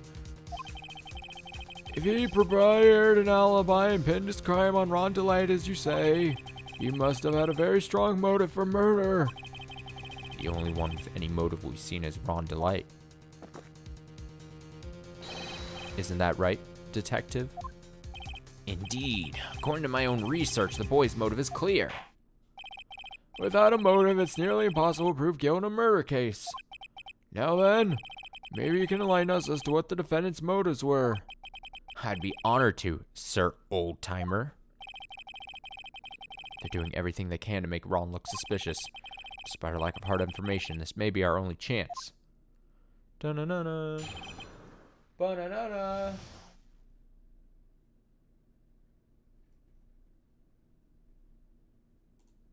Alright, motive for murder. I, Luke Atme, had no points of contact with the victim whatsoever. Kane Bullard decided to investigate Mask to Mask and simply mistook who he was. It was Mr. Bullard who wrote the blackmail letter and sent it to Ron Delight. And it was again Mr. Bullard who harbored a grudge against Mr. Delight for his betrayal. Mr. Bullard's mistake is quite excusable. The defendant truly believes he is mask to mask. That is why Mr. Delight saw it fit to kill Kane Bullard. Truly a tragedy. So the victim, Kane Bullard, blackmailed the defendant. This is the blackmail letter found in the defendant's apartment. A handwritten test confirms that Mr. Bullard was indeed the one who wrote the letter. What? Blackmail letter updated. Found in Ron Delight's room, written by Bullard. Very well, Mr. Wright, begin your cross-examination. Try not to get mad this time. Player. Was it 6? Yep. Okay. Let's go.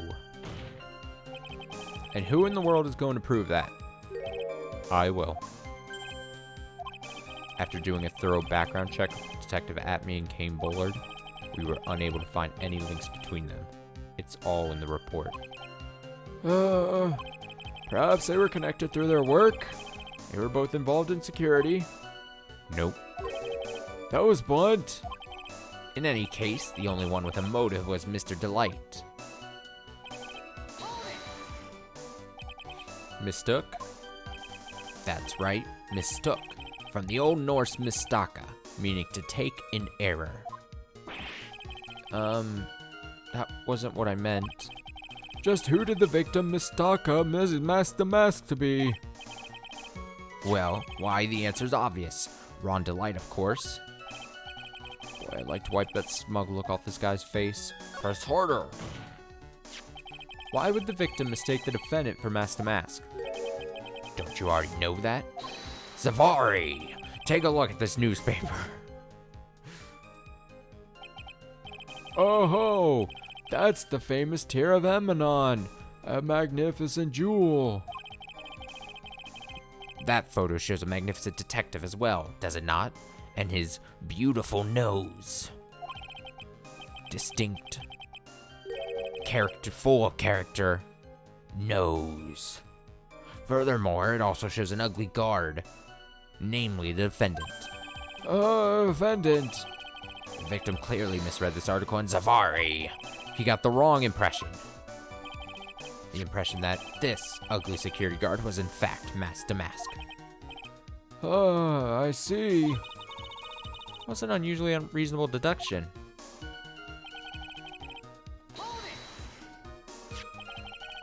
You mean this blackmail letter right here? It says bring $50,000. The handwriting is, without a doubt, the victim's. There's no mistake. We have an official report to prove it. But I don't see an addressee on this letter anywhere. An addressee. This letter was discovered in Ron Delight's apartment, and Mr. Delight did show up at the designated place and time. The fact that there's no addressee is irrelevant. I wonder. What's up, Nick? I just had a thought. What if that blackmail letter wasn't meant for Mr. Delight? Whoa, do you have any evidence of that? For some reason, I just can't shake the feeling that there's something not quite right about this blackmail letter. Well, everyone, are you quite satisfied?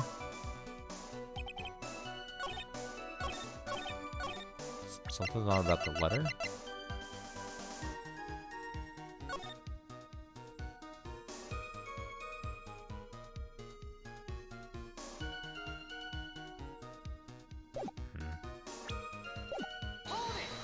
Maybe in a bit. What do you mean by that? Oh my, I was certainly certain you were already aware. Zavari! I'm also ready to stop having to say Zavari. KB Security has a lot of security info on all sorts of companies, and since I was security team chief, I stole data from the company. Kane Bullard had yet to forgive young Mr. Delight, which is why he sent him that letter upon mistakenly believing he was a thief. Here's a file that we discovered in Mr. Bullard's office. evidence that Mr. Bullard was receiving money through blackmail. However, isn't this a bit odd? Why did the defendant pay Mr. Bullard the money, even though he wasn't actually mask to mask? On that point, there was an unfortunate bit of chance.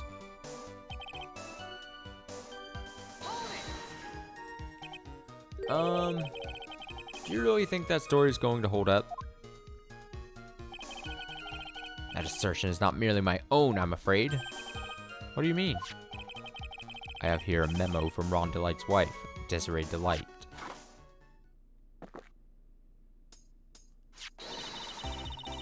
Ronnie thinks he's mask to mask. Don't you feel sorry for him? Please don't think too badly of him. Huh. Well, Mr. Tripe? Ugh. Is he trying to act like Miss Delight just now? I thought he was actually pretty convincing. I didn't change the voice at all. I almost did. Now that's just your imagination talking. Come now, sir lawyer. I'm afraid imagination isn't the right word for it. This is a deduction, the result of carefully applied reasoning. Can we hear that careful reasoning for ourselves? It's a long story, and better saved for another time. Very well, another time. So-called long stories aren't usually all that long. At least, not in my experience. So you're gonna try to connect Detective Atme to Mr. Bullard, right? Yeah, that's right. Hopefully it won't require surgery either. In that case, we'll have to talk about the blackmail. That's true. Was that blackmail letter really intended for Ron? Since we don't have enough information, you should press him for more testimony. Maybe we'll be able to shake some contradictions loose that way. Wait, I pressed. I've been pressing. Don't do this to me again. Is this the game being like, oh, you gotta press on the fucking there? Let me, fuck it. Let me see.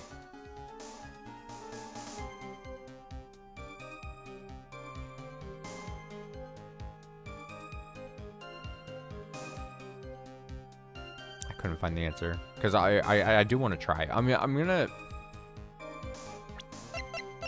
This did get updated, right? Found in, written by Bullard.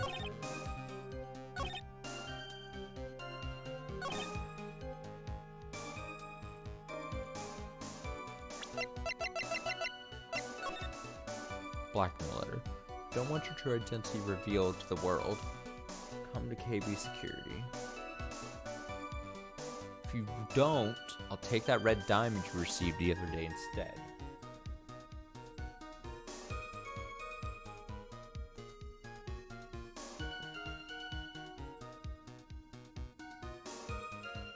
Is this the red diamond that he's wearing currently, and is that what the whole thing is?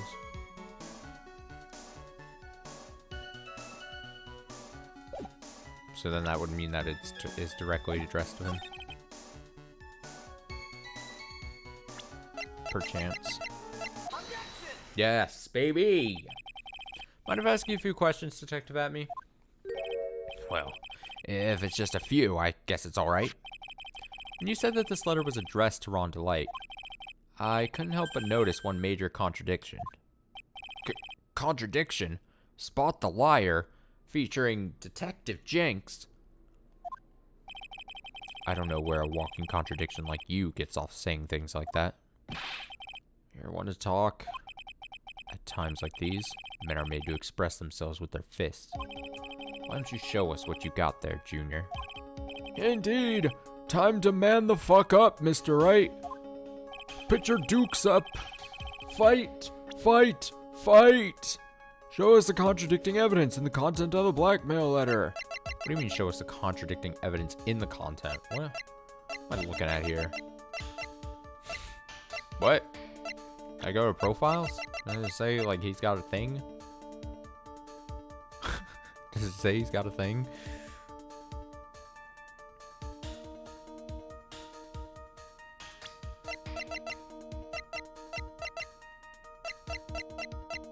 What's like something we haven't? Is it this? 100? Tier of Emanon?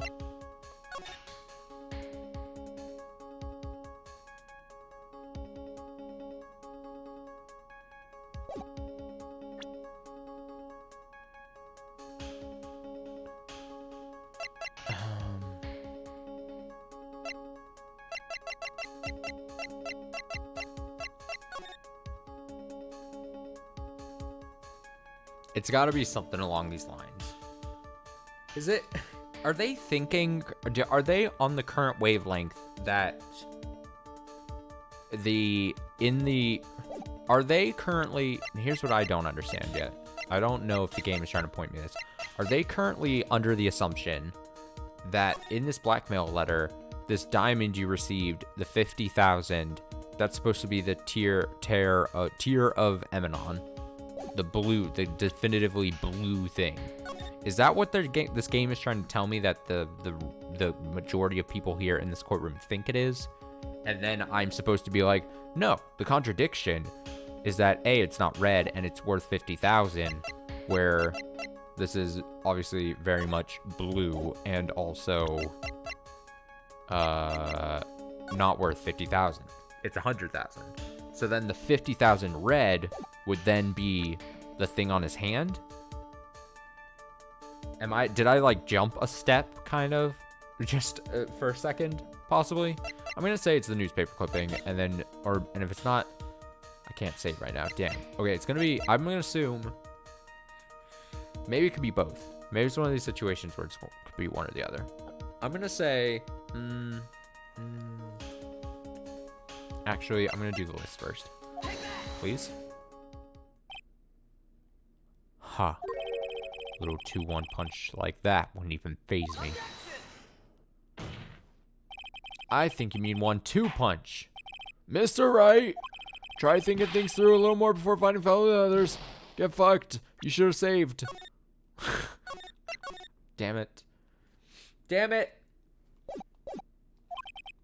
I could just be completely off, though.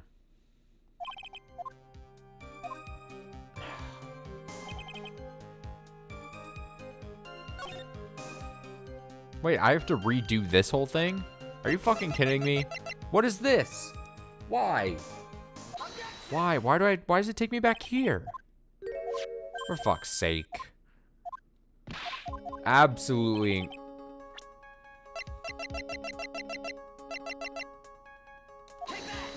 This? Damn it, I guessed wrong. I narrowed it down to the 2.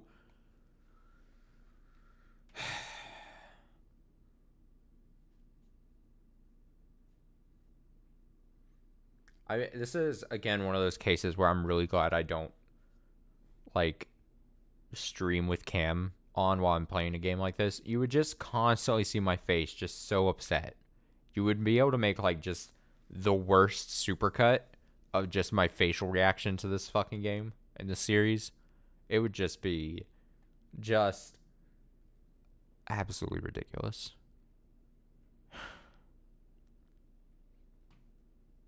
And make no mistake, I'm not mad at the game. Well, the game making me go back to the thing and me press again, that's just weird presentation. But this is on me. I narrowed it down to 2 things.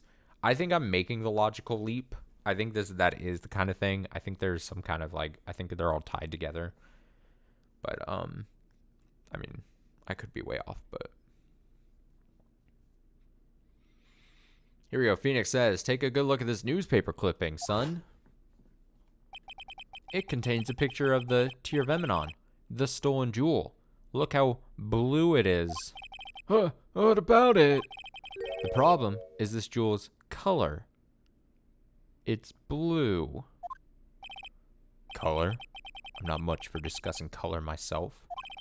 I can't see. According to the clipping, the color of the stolen jewel was blue. However, in the blackmail letter, totally different jewel is mentioned. I'll take that red diamond you received the other day. Red? R-E-D, red? R-E-D, red? I can spell red? Which means the red diamond described in the blackmail letter is not the Tear of Emanon that Master Mass stole at all. And your point is, Mr. Trite? So you are trying to say that this blackmail letter was intended for someone else? That is what you're trying to say? Right, Trite? That is what you're trying to say, right, Mr. Wright? Well, that is what you're trying to say, right, Nick? everyone calls me something different. That's a good little moment. Yes. Oh my god, my health. This is who Kane Bowler was actually blackmailing. Boop. Boop. I mean, one of two people in this fucking case. Naturally, it was you, Detective Atme. Do you have some sort of basis for that claim? He says as he flashes the big red fucking gem on his fucking finger. Like a, just, he's like very, like, puts it right in front of his fucking face. He's like, who are you, Judge? How do you pick me? Just, my hand's in front of my face. I know you can't tell again, but that's what I'm doing. You have been personally involved in every single mask-to-mask case. And, in the last case, you recovered what was stolen and received a jewel as your reward. A jewel? Probably the one wrapped conspicuously, around your finger. That red diamond ring. Gug. That is the diamond referred to in the letter, which means that Kane Bullard wrote that letter in order to blackmail you. Order! We're in the fucking court. Order, I say. Oh, shit. It seems you've gone too far with your childish pranks, Mr. Wright. Uh-oh. I don't like the way he said that. Kane Bullard blackmailing Luke Atme? Are you for real? Yes? I am? Nick, come on, stand up to him. And answer me this. The blackmail letter contains the following passage. If you don't want your identity revealed to the world. Yes, certainly does. Kane Bullard threatened to make Luke Atme's identity public knowledge. An identity he wanted to keep a secret. So just what was that identity? Also, do you want to save before making a decision? Atme killed Kane Bullard because he was afraid of a secret becoming known. What was the identity he wanted to keep secret? This is what it all comes down to, Nick. The identity that Luke Atme wanted so desperately keep secret was identity as... not as Master Mask, because we're trying to prove he's not Master Mask, right? An ace detective? A blackmailer?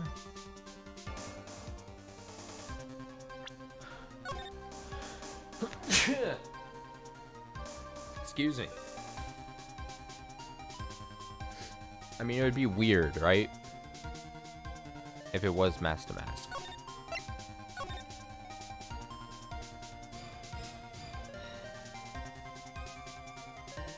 Unless it's like a reverse situation and maybe Kane Bullard thought Luke was Master Mask?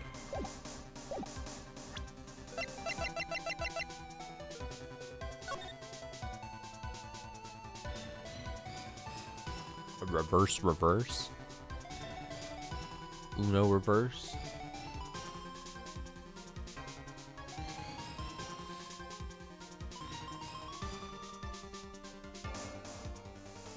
I mean, the ace detective becoming known wouldn't be a bad thing. Plus, everyone was already under the assumption he was an ace detective, right? He was a self-proclaimed ace, so it's not gonna be that. And then a blackmailer doesn't make sense, right? Why would Bullard think Luke is a blackmailer and then blackmail? That just seems like they're thrown in there. I think this is just a weird thing. I think this is like a reverse thing. Like, I think Bullard is apparently just fucking, probably just coked out of his mind, honestly. Just gonna say it. I don't even care. Luke Atme was Master Mask.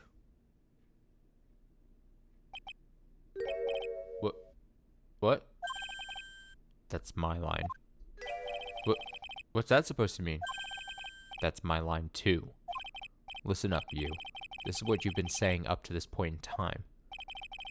The witness pretended to be Master Mask in order to pin the murder on the defendant. In which case, you'll want to insist, up to and beyond the day you die, that Rhonda Light was in fact mask to mask. I must say, a sudden change of heart. Oh shit. That's enough. Get fucked. Of course, fucking, see no need for misinterpretation. The court finds him, you get fucked. I don't know. Okay, well. Good thing I saved right before the fucking thing. I don't know. I thought I used pretty sound logic there. I thought it was going to be a twist kind of reveal thing. Like, Bullard had no fucking idea what was happening. Like, it's not that far. That's weird. I mean, I did start off by saying, why would it be mask to mask? But, I mean, what are these other things? The identity that Luke at me wanted so desperately to keep secret?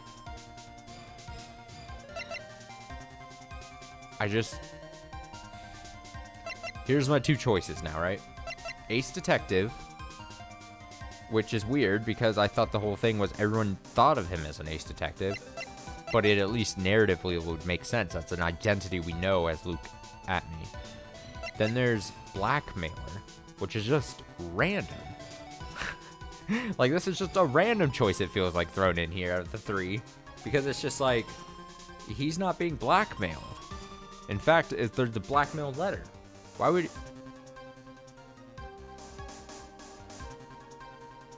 So which do I choose? The one that just seems related, but just feels completely wrong, or the seemingly unrelated answer, but may through some trickery be the correct answer? You know what I mean? Like, unrelated, but maybe the correct answer? God, I know whichever one I pick is going to be wrong. I know whichever one I pick first is going to be wrong. It's 50-50. Honestly, can I just hold? Okay. I'm closing my eyes here. Whichever one it lands on by the time I stop. I've lost track of where it is. I'm just pressing up and it's just cycling through. As long as it doesn't stop on the middle one when I open my eyes now. All right, we're going with this one. Look at me. Was an ace detective. Thank you for the kind introduction. I am Luke Atme, ace detective. One embodies the nefarious forces of darkness, the other the angelic cherubs of light. I can be your angel or your devil. I'm completely lost. Someone get me a translator. But anyway, everyone already knows. Fuck. That's exactly what I was saying, though. God, that's exactly what I was saying. Everyone already knew.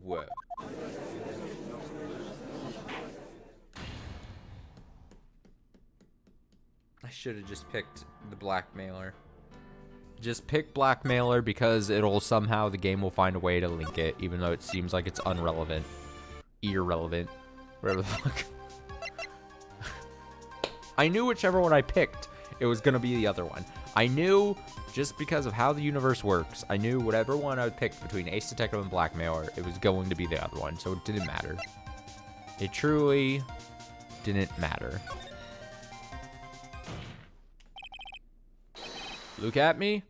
Was a blackmailer. Here's the thing. I will be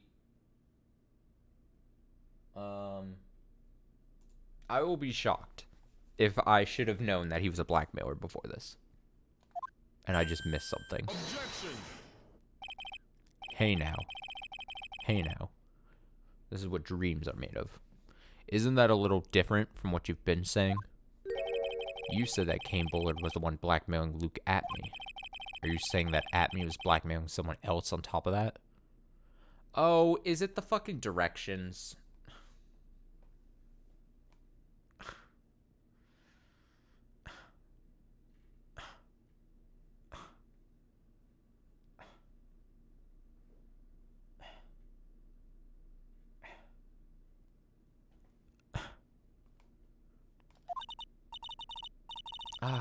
You have to admit, that does sound a little odd. It's not odd. It's the only thing that makes any sense. Yeah, it makes perfect sense, Phoenix. Kane Bullard was blackmailing Luke Atme. But Ron DeLay was also being blackmailed by a certain someone. So, did you start receiving blackmail letters after this incident? Yes, just a few days after the Terror of Emanon heist. Tear. After that, I started getting the plans in the mail. I received plans from some very kind person, incredibly detailed plans. Detailed plans? In which case, that would mean that Ron DeLay was actually masked to mask. That is what we are claiming. Fucking idiot judge. Someone else came up with the plans and had Mr. DeLay steal his targets for it. And that someone was none other than Luke Atme. Shh. Silence. Hey. Hey. Hey. Hey. Hey. Hey. Now I see. It's all becoming clear. What is? When you were in grade school, you received the same report card every year. Careless, with a tendency to jump to conclusions. Am I wrong? How did you? You say that I, Luke Atme, was blackmailing Ron DeLay, in which case, I would naturally know all about his relation to Mask. Well, yes? Ron DeLay started receiving plans from her second crime onward, correct? Which means I learned of his identity when he committed that first crime. Good point. You certainly couldn't have blackmailed him otherwise. In that case, let's see some hot, bitter evidence. During the first crime, how did Luke Atme know that Ron DeLay was masked to mask? Oh boy. During the first crime, how did Luke Atme know that Ron DeLay was masked to mask?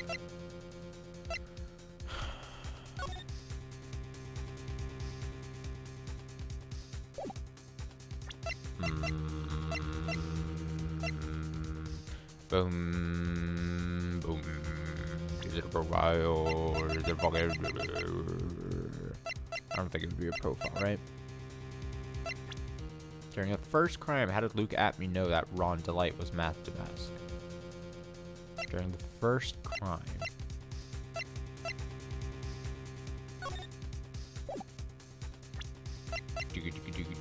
Wish I could have saved. Wish I did have saved. Save. Save.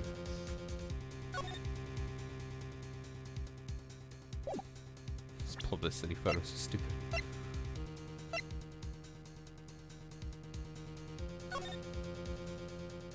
I mean, is it this again? Are we bringing this thing out again? Fuck it. Fuck it. Fuck it. I think I see it. See what? When you were in grade school, you received the same report card every year. Gets into lots of mischief trying to be the center of attention. What do you mean? This newspaper clipping. It has a picture of you and Ron DeLay in his guard uniform. Seems that Master didn't just disappear into thin air. He just took off his outfit and hid it in a bucket. That sounds far too stupid to be true. No, Judge. Nothing is too stupid for this game. Correct. Tricks like that, you couldn't fool a baby, let alone an ace detective. That's when you figured out, Mr. Atme. That's when you learned that under his mask, Mask was really Ron DeLay. What the? Wasn't he supposed to be Mask? Not only that, it looks like he wasn't even an ace detective. I can't believe it. This is Ron Blackmailer. What a fraud. Trying to pass himself off as an ace detective? Oh, he's crumbling. Why, you? How dare you expose me like that? Why, I mean, I've never blackmailed anyone in my life. I'm a famous and proud ace detective and also Mask. Why can't you understand that? I'm afraid you are neither a proud thief nor an ace detective. You're a blackmailer and a murderer. That is your true identity. Why, you? How dare you even? It could have fallen in low depths. Why not try? You know, this all is the old bags like talking. None of you can compare to my just Ace detective cannot handle blackmail, murder threats. I'll get away. Huh? It's enough to make one laugh.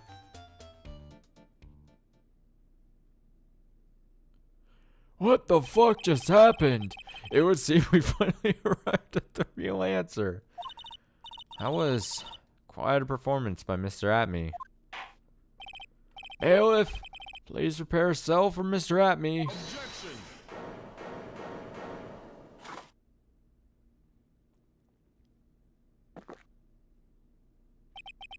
The hammer that strikes too fast has no time to aim.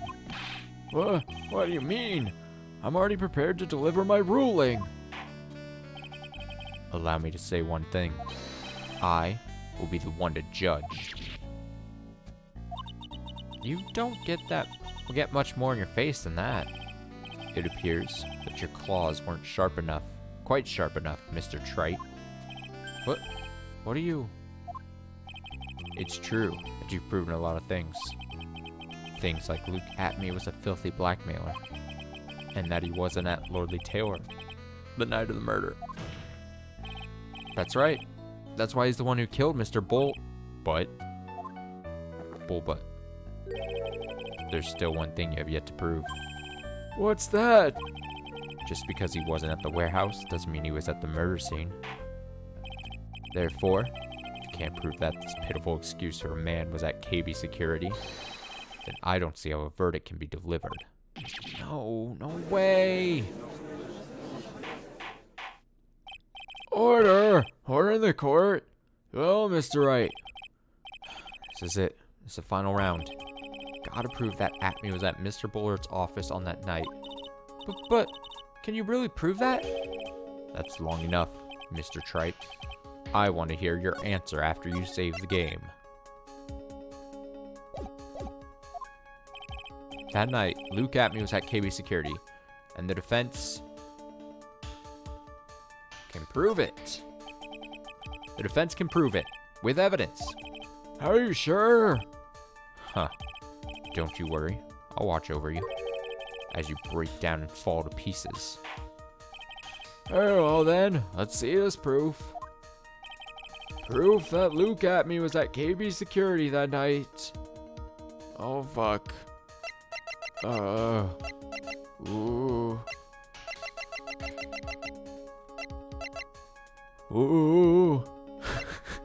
It's like the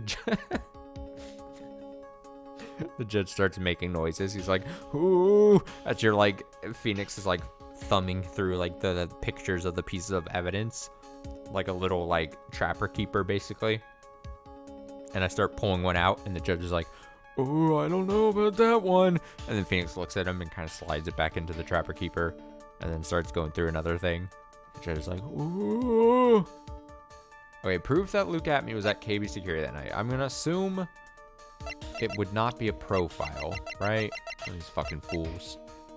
Body, Larry, Ron Delight's wallet. Ron Delight's wallet. Is this gonna be a thing? Ron Delight's wallet? Oh, I think that was maybe something in the previous trial parts.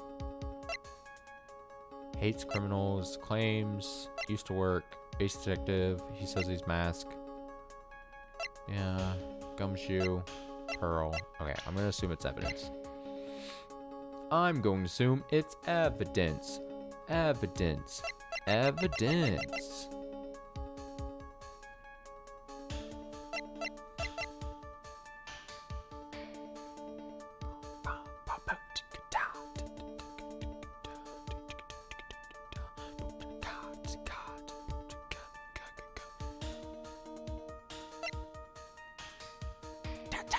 The random clink clanks that go on during this track are like mesmerizing. Attorney's badge. Proof that Luke was at security. It wouldn't be this. It wouldn't be this. It's not gonna be this, right? Yeah, that shows nothing. It's not gonna be a statue. Calling card? That wouldn't do anything. Camera data, warehouse camera went off once at around 1 a.m. No, it's not gonna be the sword. It's not gonna be the photo. Blackmail letter. Proof that Luke Atme was at KB Security. This wouldn't do it. I don't think it's gonna be Ron's wallet. Found in Ron's wallet, used on October 12th, the night of the crime, at 1 a.m. One thing that was never really touched upon, and I don't know if it's gonna be related here, but if he was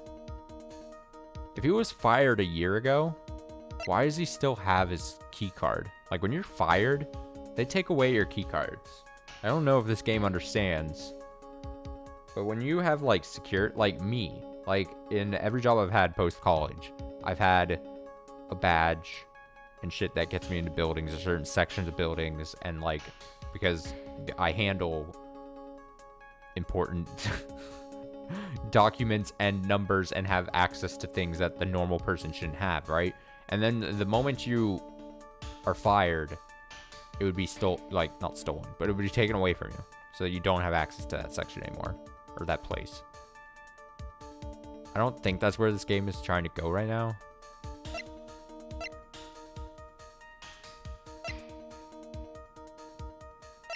But it's just strange to me. I don't know.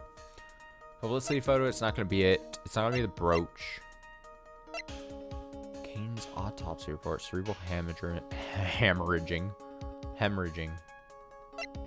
Newspaper clipping. Buzzer. Proof. I really want to get this without looking it up. Found on the table. No. Buzzer record. Went off once at 1:02 a.m.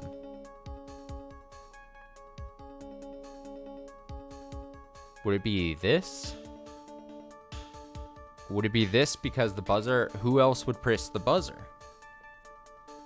If Bullard dies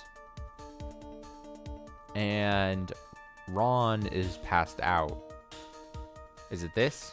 No. I don't think the game is trying to go that way. I honestly...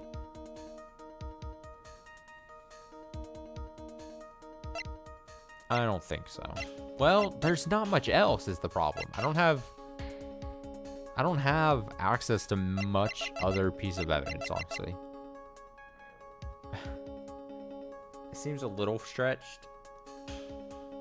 Fuck it. Fuck it. But fuck it. This is the proof. Oh, he's looking at me. It's true. It's very important, however. I'm not so foolish to think that will pass for evidence here. Mr. Trite, it's time you learn the true flavor of life. Ooh. The flavor of my special Godot blend number 49. It's a good image right there. Big fan. Well, Mr. Wright, it's bitter. Very bitter. Come on, Nick. Don't give up now. Wait. What do I do? If I make a mistake here, it's over.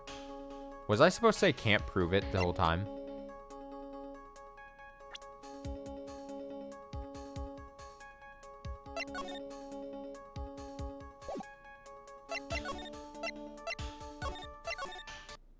I don't want to go down to one peg of health. And I can't prove it. I can't prove it. I see, because now I've played, this is my third Phoenix Wright game in a row. If we've seen that if I was at that point where I was supposed to subject more evidence, and I was supposed to subject evidence, it wouldn't allow me to backtrack, right? If I had already gone on the track of submitting evidence and I picked the wrong thing, it would have taken me back to presenting evidence. But because it presents me back the option where I could say can prove or can't prove it, I would assume the game is trying to give you an out there, even if once you get it wrong once. So I'm going to assume I can't prove it. Gameplay. Just as I thought. But if we hear more of Detective Atmy's testimony, unfortunately, that's as far as you go, Mr. Trite. What do you mean? I won't allow for any more testimony. That's what I mean. What? Have you forgotten? Luke Atmy is here after we interrupted his own trial, and you have failed to prove that he committed the murder. I think it's time for this witness to return to his own trial and face his guilty verdict as mask to mask. No! Well now, Sir Lawyer, it seems that love wins out in the end after all. I am the ace detective as well as mask to mask. My verdict will verify that. Just as Ron Delights will verify that he is the true murderer. I declare that with the full force of my ace detectiveness. Order! Order in the court. That's enough deliberation over with this witness. I can't believe this. At this rate, Ron is... Don't give up now, Nick. We still have tomorrow. We can look for more evidence and... By then it'll be too late. Huh? What? Why?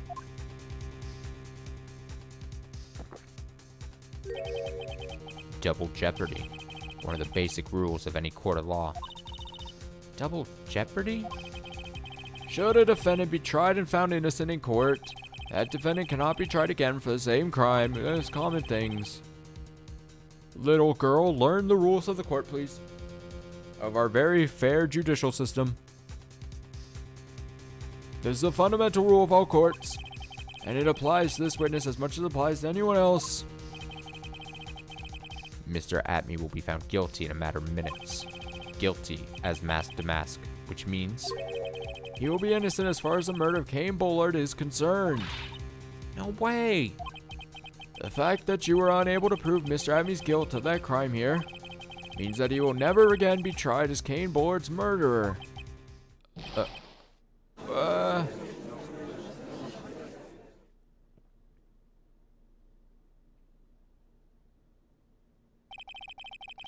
There's nothing I can possibly do to win. Even if Ron is proclaimed to be innocent, the real killer, Luke Atme, will go free. You have cross-examined every statement the witness has made here today, and as long as there's no more testimony, I'm afraid I have to declare that there will be no further questioning of this witness. Are there any objections?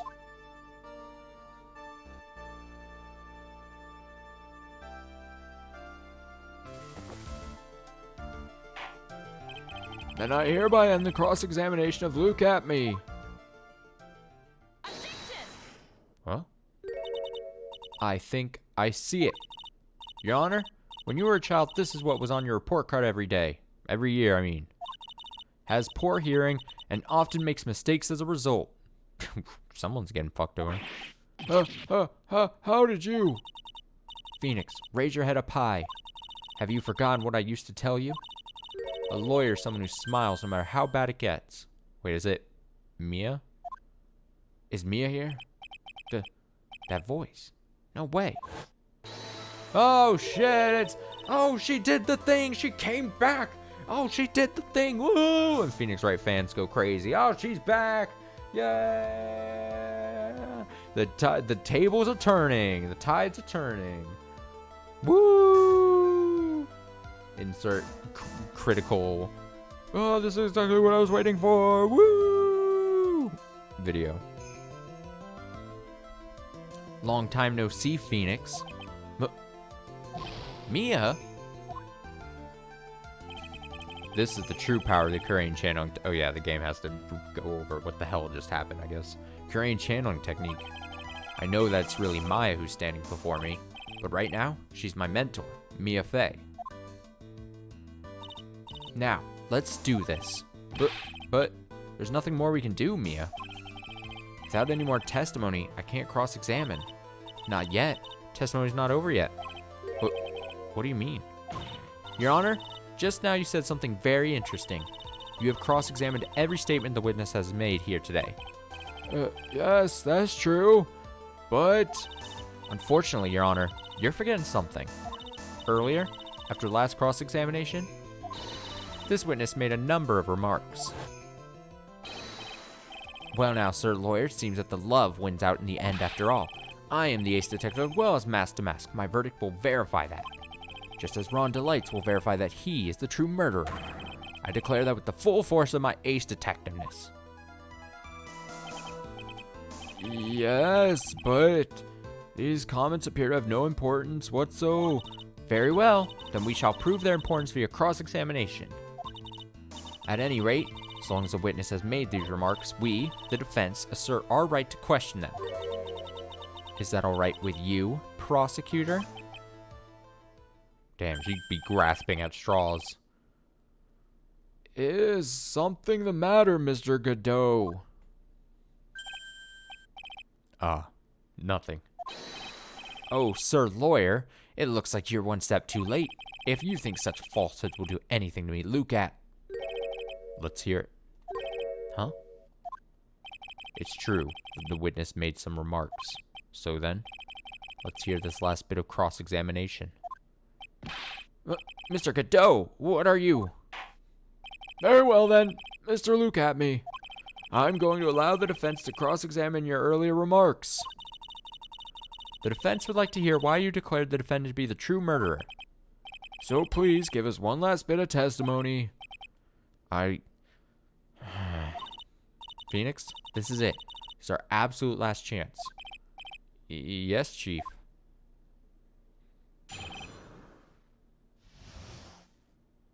I have the video of the thing I was just referencing, right? Let me see. Let me see. If I... Nope. Why? Oh, mind your ears. Woo! Yeah, baby! That's what I've been waiting for. That's what it's all about. Woo!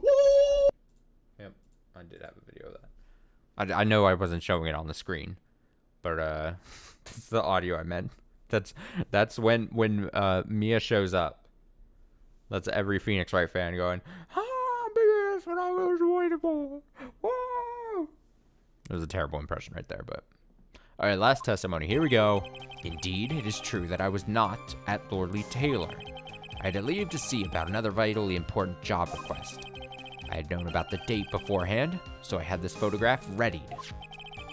My brilliant deduction was what informed me that the true culprit was Ron Delight. And thanks to the key card and wallet, it was abundantly clear that he was there. I was also able to make a deduction from the buzzer, which only sounded once. The button did not have any fingerprints on it. Why? The victim would have left prints if he sounded it, which means the killer sounded it. Mr. Delight was wearing his mask-to-mask outfit, which is why he left no prints. Oh my god, this testimony is so fucking long. Fucking Christ, dude. And the blackmail letter? The victim likely just mistook the color of the jewel. Zavari! Therefore, all the evidence points to that poor boy. This testimony actually seems to hold up pretty well. Witness's earlier remarks do not appear to have been hastily prepared. All of his points have been explained, and none of them seem to contradict anything. But of course. But how'd you know about the emergency buzzer? The police investigation documents went directly through me, and I always look over all the documents. It's elementary, Sir Lawyer. Are you going to make even more trouble for us now, Sir Lawyer? I will not allow any of your usual shenanigans, Mr. Wright. Yes, Your Honor. We cannot postpone Luke Atmey's trial any longer. This is your last chance. Hang on a sec. Just one chance? Huh. Seems that the party's about to begin. Well, Phoenix, there isn't any evidence that contradicts with that testimony. So it would seem... What do you mean, so it would seem? Listen, Phoenix, pointing out contradictions doesn't always mean you have to present evidence, does it? At any rate, it's our last chance. If you can't point out a case-breaking contradiction... If you can't point out a case-breaking contradiction... You lose. Good day, sir. That's all there is to it. Cup number 17. The last cup. It seems like the time has come to put an end to this trial. I have to find a fatal contradiction in this testimony, and I need to point it out without presenting evidence, which means all I can do is find the contrary remark and press it. I have to it's press the remark. What? Okay, which means all I can do is find the contradictory remark and press it. I thought what she was meaning was I had to present a profile. My favorites. But no, she's saying... Okay, remember, you only get one chance. Oh, this is going to be simple then. He says not confidently at all. Very well then, Mr. Wright. Please begin your final cross-examination. Okay. Oh, it's so long. It's so meaty. Indeed. It is true that I was not at Lordly Taylor. Sounds good. How many statements do we have? 2, 3, 4, 5, 6, 7, 8, 9, 10, 11. Okay, it's probably not the first or last statement. Does anything happen if I go here? This cross-examination is the only chance I have to nail him. Somewhere there's a huge contradiction. I've got to find it. As far as I can see, there's no evidence that contradicts his testimony. All you can do is press him, and you only get one shot. Okay, I don't think it's this. I had to leave to see about another vitally important job request. Again, not a contradiction necessarily. I don't know if it's true, but just because I might think something's not true doesn't mean it's a contradiction. I had known about the date beforehand, so I had this photograph readied. Is it this because, is he changing his story now? I had known about the date beforehand, so I had this photograph readied.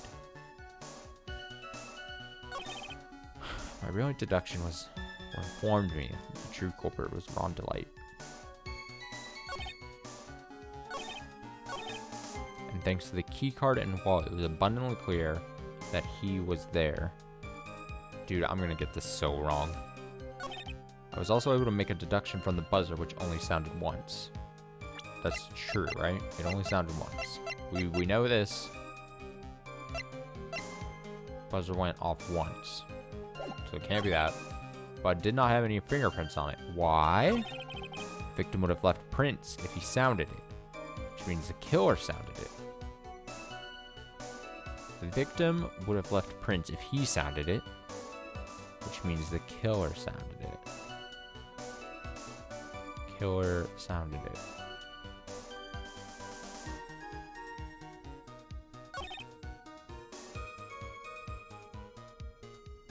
Mr. Delight was wearing his mask-to-mask outfit.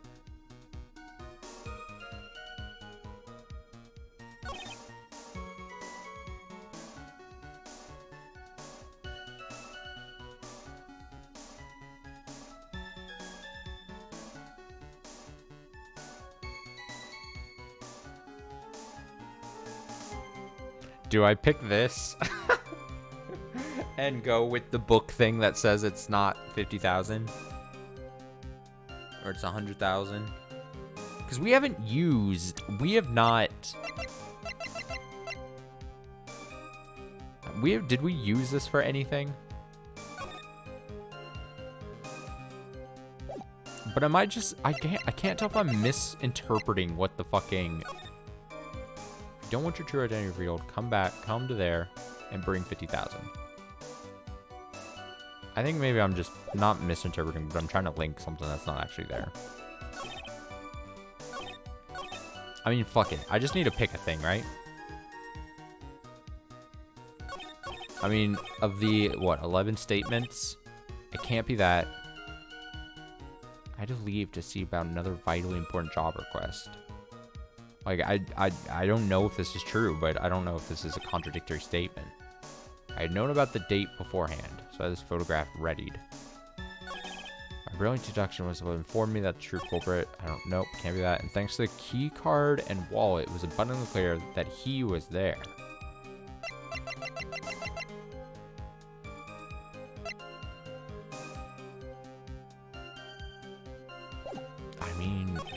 Was also able to make a deduction from the buzzer.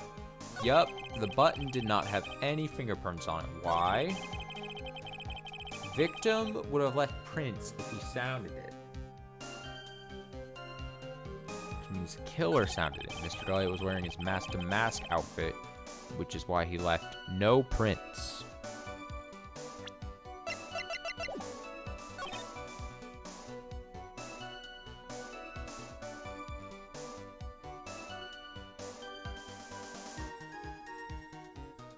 Part of me wants to just pick this so bad. Alright, I'm gonna pick this. Fuck it. What's the worst that can happen? I have to reload? Oh, man. Like, I haven't had to do that before in this game. Mr. Abney, about this last remark. You still don't get it, do you, Tripe? This isn't the time to be pressing the witness on every little statement. What? I said this before. There's still one thing you haven't proven. that this scum was in Kane Board's office that night. And now, it's time for me to drink my last cup. Goo goo goo goo goo. Mr. Wright, I will hold you to your end of the bargain. Oh, fuck. That's enough.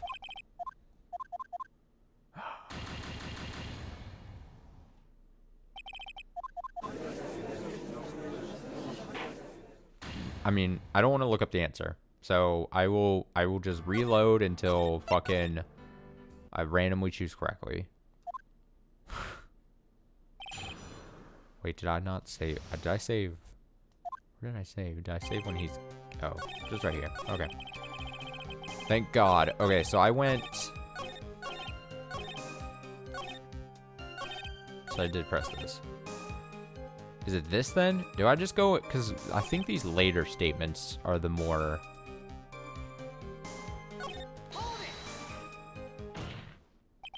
Mr. Atme, about this last remark. Nope, nope, nope, nope, nope. Nope, nope, nope, nope, nope.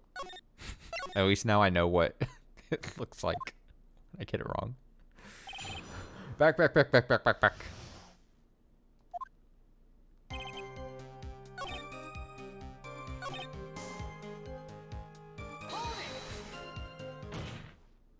Mr. Abney, about that last remark.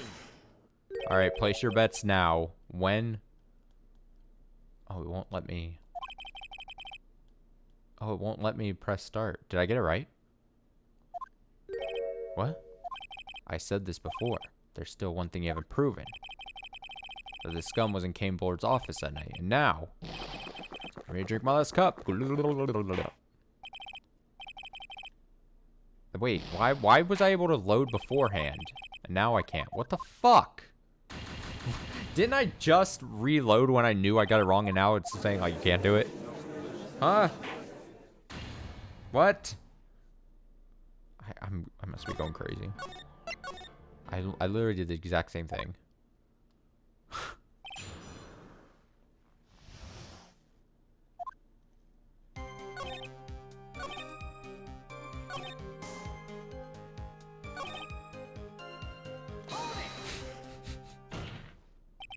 Mr. Amy, about that remark.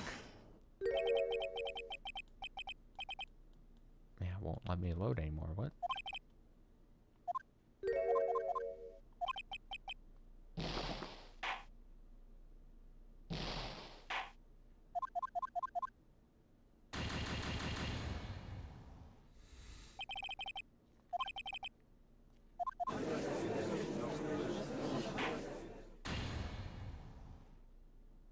This is very fun.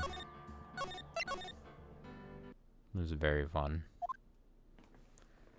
I love the act of reloading a save. It's peak video game playing.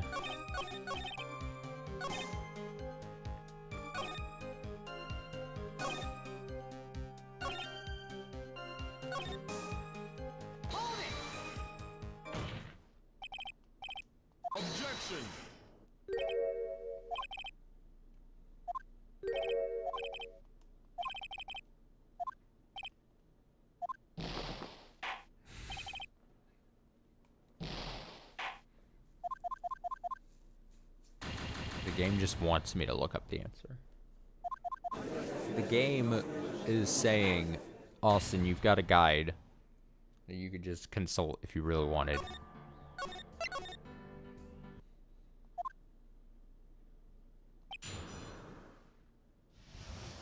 How many have I chosen so far? 5? Did I already press this?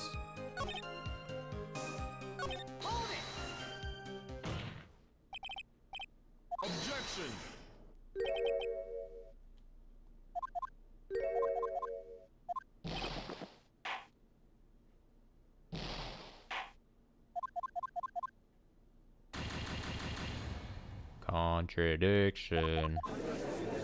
Contradiction. Contradiction.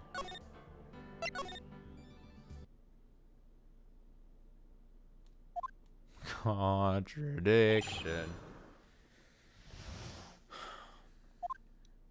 I mean, it's natural law that I have to pick just the last one I end up picking randomly is going to be the correct answer.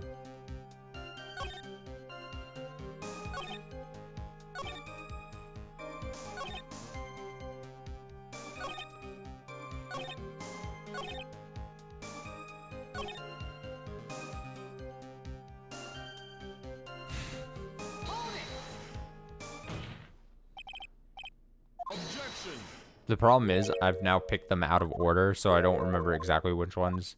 Fuck it. I don't even care. I don't even care anymore. Here he is. What is this?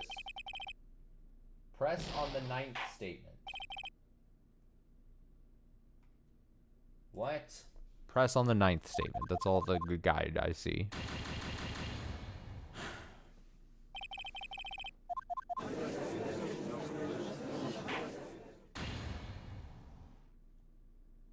Don't worry. Don't worry, I'm having fun.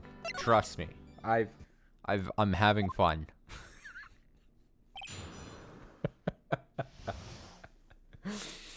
Alright, here we go. 1, 2, 3, 4, 5, 6, 7, 8, 9. Did I not already press on this? I don't believe this. I feel like I pressed on this. I don't believe it. I don't believe the game.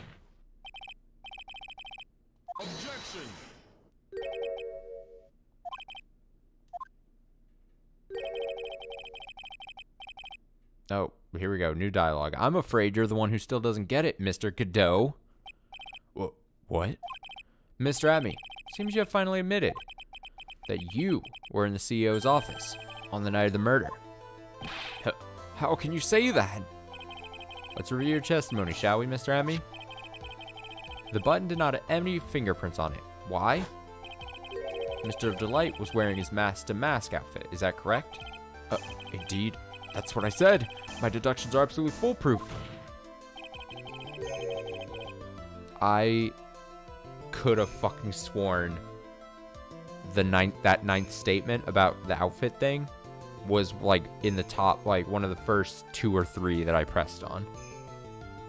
I refuse. I'm not going crazy. The game is going crazy. All right. All right.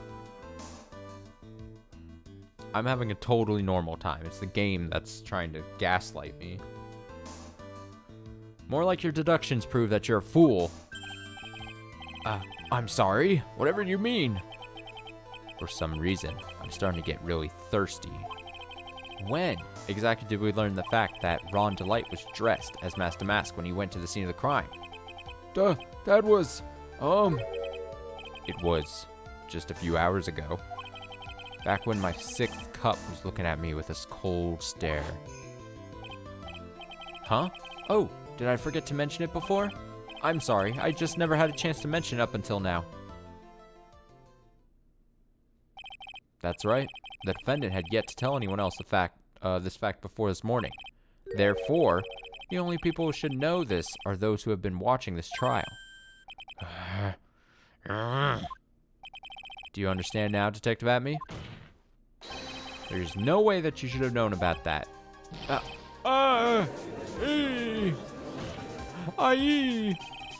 You were in the next courtroom, being tried as Master Mask. So then, enlighten us. Just how'd you know about that piece of information? Well... Come on. This detective must have known about it. He probably had plenty of chances to find out beforehand. And it's those chances that I wanted to discuss next. That night, Mr. Delight was wearing his Master Mask outfit. There's one and only one way the Detective Atme to have found that out. Only one. Only one, you say? Please recall, if you will, Mr. Delight's testimony. When I entered the office, there was a suspicious shadow there. For a second, my client witnessed the real killer. But Mr. Delight never saw his attacker, so there's no way to tell whether or not the real killer was Luke Atme. It's with that statement that I'll turn this case on its head. Just what are you implying? Mr. Delight saw the real killer, correct? Now, if you turn that statement around, it stands to reason that the real killer had also seen Ron Delight. Impossible. Whoever could this character be? Oh, shit. Detective Atme, you saw Master Mask at the murder scene that night. You saw him when you killed Kane Bullard and assaulted Ron Delight. That was the only way you could have known what Ron was wearing.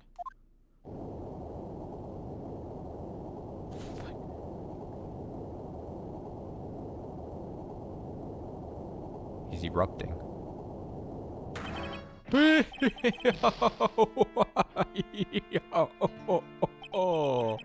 Take a good look, everyone. Unable to find a rival worthy of my genius, I was forced to create one by myself. Here I am, the tragic clown.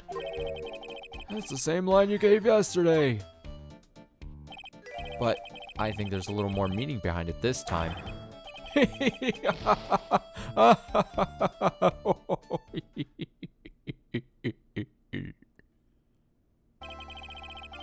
What an awfully complicated incident. Kane Bullard was blackmailing Luke Atme, who was in turn blackmailing Ron Delight. And upon killing his blackmailer, Luke Atme tried to frame Ron Delight.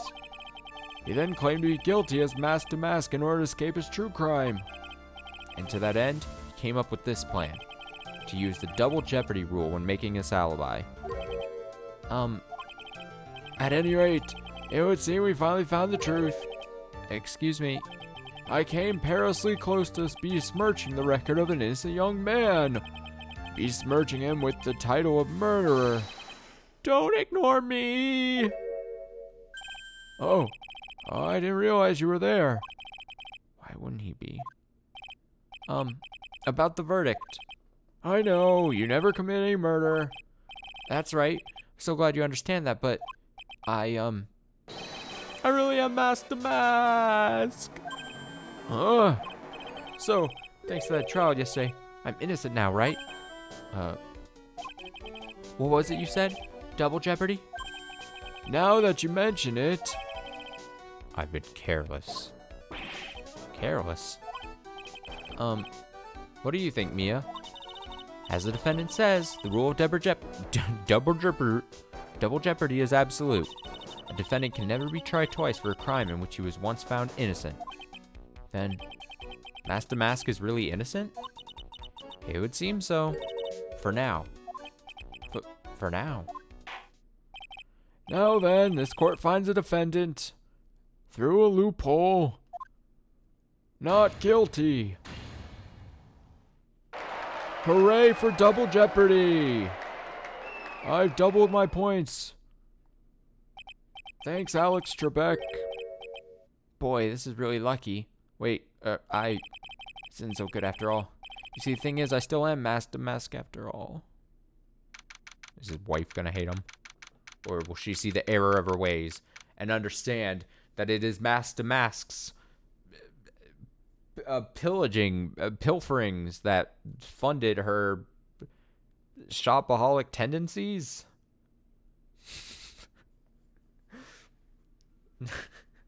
You know what? I can forgive crime. It allows me to live a nice life. Honestly, I respect it. October 14th, 3:35 p.m. District Court, Defendant Lobby Number 4. You did it, Phoenix. Thanks, Mia. It's been a long time, hasn't it? Yeah, it's because Maya doesn't call on me much these days. Oh? I'm just joking, Phoenix. Don't take everything so seriously. But on the other hand, Maya, she seems kind of torn these days. You mean about becoming the master of the Curain Channeling School? Becoming the master means saying goodbye to our mother. Misty Faye, right? Watch over her, will you, Phoenix? Of course. Well then, see you around.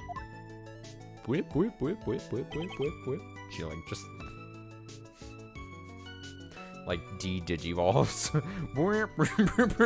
Like I want to know what the process looks like when she like transforms. Like is it like a slowly like Animorph situation where you like there's stages of like mid transformation?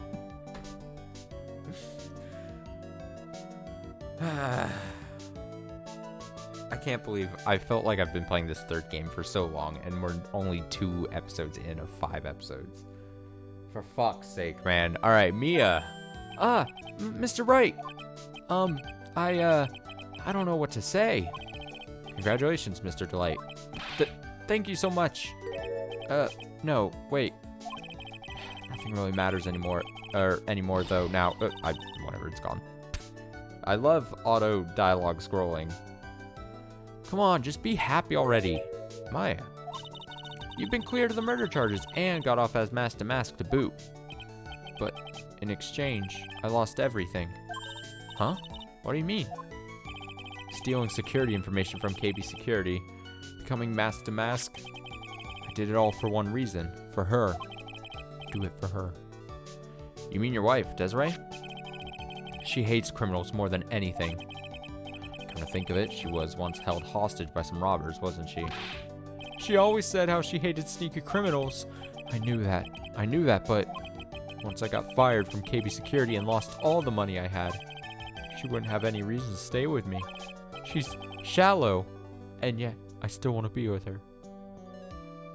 Shallow as shit. I thought she would leave me for sure. So that's why you became mask to mask? Yes, but it's all over now. A broken bowl can never be put back together.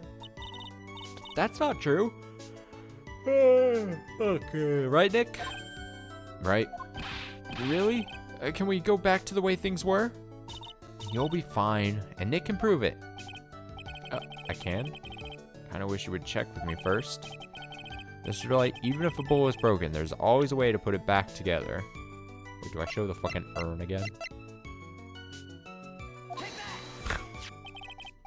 The sacred urn? Desi was the one who found this? Desiree, your wife, she's always believed in you, Ron. That's why you'll be fine. You don't have to worry about anything. There you are. Miss Delight? You did it, Ronnie. You're innocent. I'm so happy. Thank you. I appreciate that, but, I suppose you don't want anything more to do with me, do you? Dude, I hope the next couple lines of dialogue is like she goes,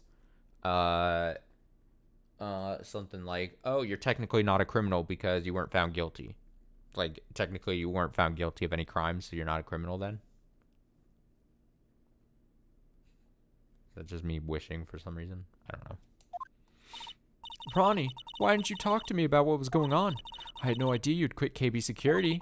I never imagined that you were really mask to mask either. Miss Delight, What are you going to do now that you know? you're not going to really leave him, are you? Come on, it's obvious, isn't it? How could I ever let a wonderful man like him get away? After all, my bike's really fast. So fast that there's no way he could ever get away. But didn't you say that you hated criminals? Oh, I only hate people who act all cowardly and sneaky. Like that detective. I see. It's not what you that's not at all what you said before, but okay. My Ronnie went and declared his crimes before he committed them, like a man. I just love a man who's so chivalrous. Really just moving the goalposts. Alright. Chivalrous? I knew I was right about you. Every day I spend with you is filled with thrills and excitement. Desi. Desiree, you really do love Ron, don't you? Nicky boy, Yes? I'm really glad I asked you to defend my Ronnie. Thank you so much. I'll never forget what you've done for us. Oh, well, take care of yourself. You too, Nicky boy. Oh, I feel my face going red. Wait, why? She's just standing there. What the Mr. Nick, Mystic Maya, congratulations! Talk about bad timing. Mr. Nick, how could you with another man's wife? I'm from Mystic Maya. No. I'll never forgive you, never, ever. Stop. This is very unfortunate.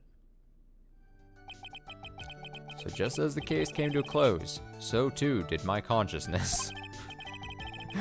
Ron said a broken bowl can never be put back together. But I know that's not true. I mean, just look. Oh, look at this. Look at this picture. Look how happy they are. Oh, this game knows how to just make my heart sink at the fucking final bit, even though I was yelling for the last 3 hours. Here's a perfect example of one that was put back together, even better than before.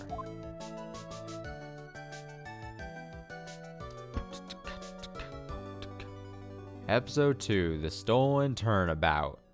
The end. Nice. Oh, shit. Predictions for the next episode, maybe? Let's see. Wait, is this going to be another flashback episode? Dun-na-na-na. Because this, I mean, this is Maya, I assume, and she looks slightly younger. But maybe not, because look at the top right. Who is that person with the bowl cut and the fucking scanner? What's the device thing called? The powers over 9,000 thing on his eye? Fucking, what's that thing? Power reader? I don't know. But damn, look at Maya, looks so cute in her little fucking outfit apron thing. What is she doing? Is she a server? I can't tell. She's got a pie dish? I'm confused. A brand new episode has been added. Yay.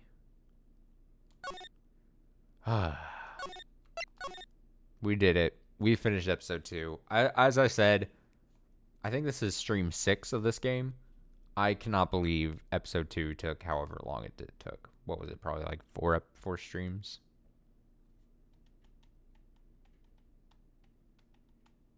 Probably. That episode seemed to just go on forever. Like I said, I think I was just over. I was over the characters and the situation long before the end of the case that we got to tonight. I was done with everyone involved. I was done. All right, episode 3 is Recipe for Turnabout. Would the game do another flashback-y-like episode? What if it's an episode that has flashbacks in it, but is also current day? I guess we'll only find out next time. I don't know when the next time we're going to play Phoenix Wright is, though. Like I said, tomorrow, I think I want to do Dicey Dungeons, but Wednesday, I don't know what I want to play yet. I guess technically it could be Phoenix Wright. Dare I do it? Maybe. I don't know. We'll have to see come Wednesday, but I think tomorrow we're going to do Dicey Dungeons, so. Friday, like I said, Death Come True. Death Come True on Friday night. It's going to be super fun, whether you catch it live or archived, but I would say live experience might be fun. If you're like, damn, I want to watch an FMV movie from the maker of Danganronpa, then come through. That's my pitch. That is my pitch. And of course, if you have Friday night plans, definitely pick those over watching me. The stream will always be archived, unless something horrible goes wrong. It's only Monday. I think I'm also just, brain dead Monday kind of thing. I had a long week ahead of me, so I think that aided in my frustrations today. Always good. Always good to carry over work frustrations and work tiredness into your fun, what's meant to be fun streams. But it's unavoidable. Unavoidable, dude. Unavoidable chin move, dude. Yeah, that's it. That's it for the stream. I'm gonna go chill for the rest of the night. I hope you enjoyed watching. More, of course, than I enjoyed playing. And I will see you for the next Phoenix Wright episode. I'll see you for the next stream tomorrow. Until then, stay safe, stay well, be good, do good. And I'll see you some other time. Bye. Just put the controller down on the table. Bonk. I'm going to hit record stop.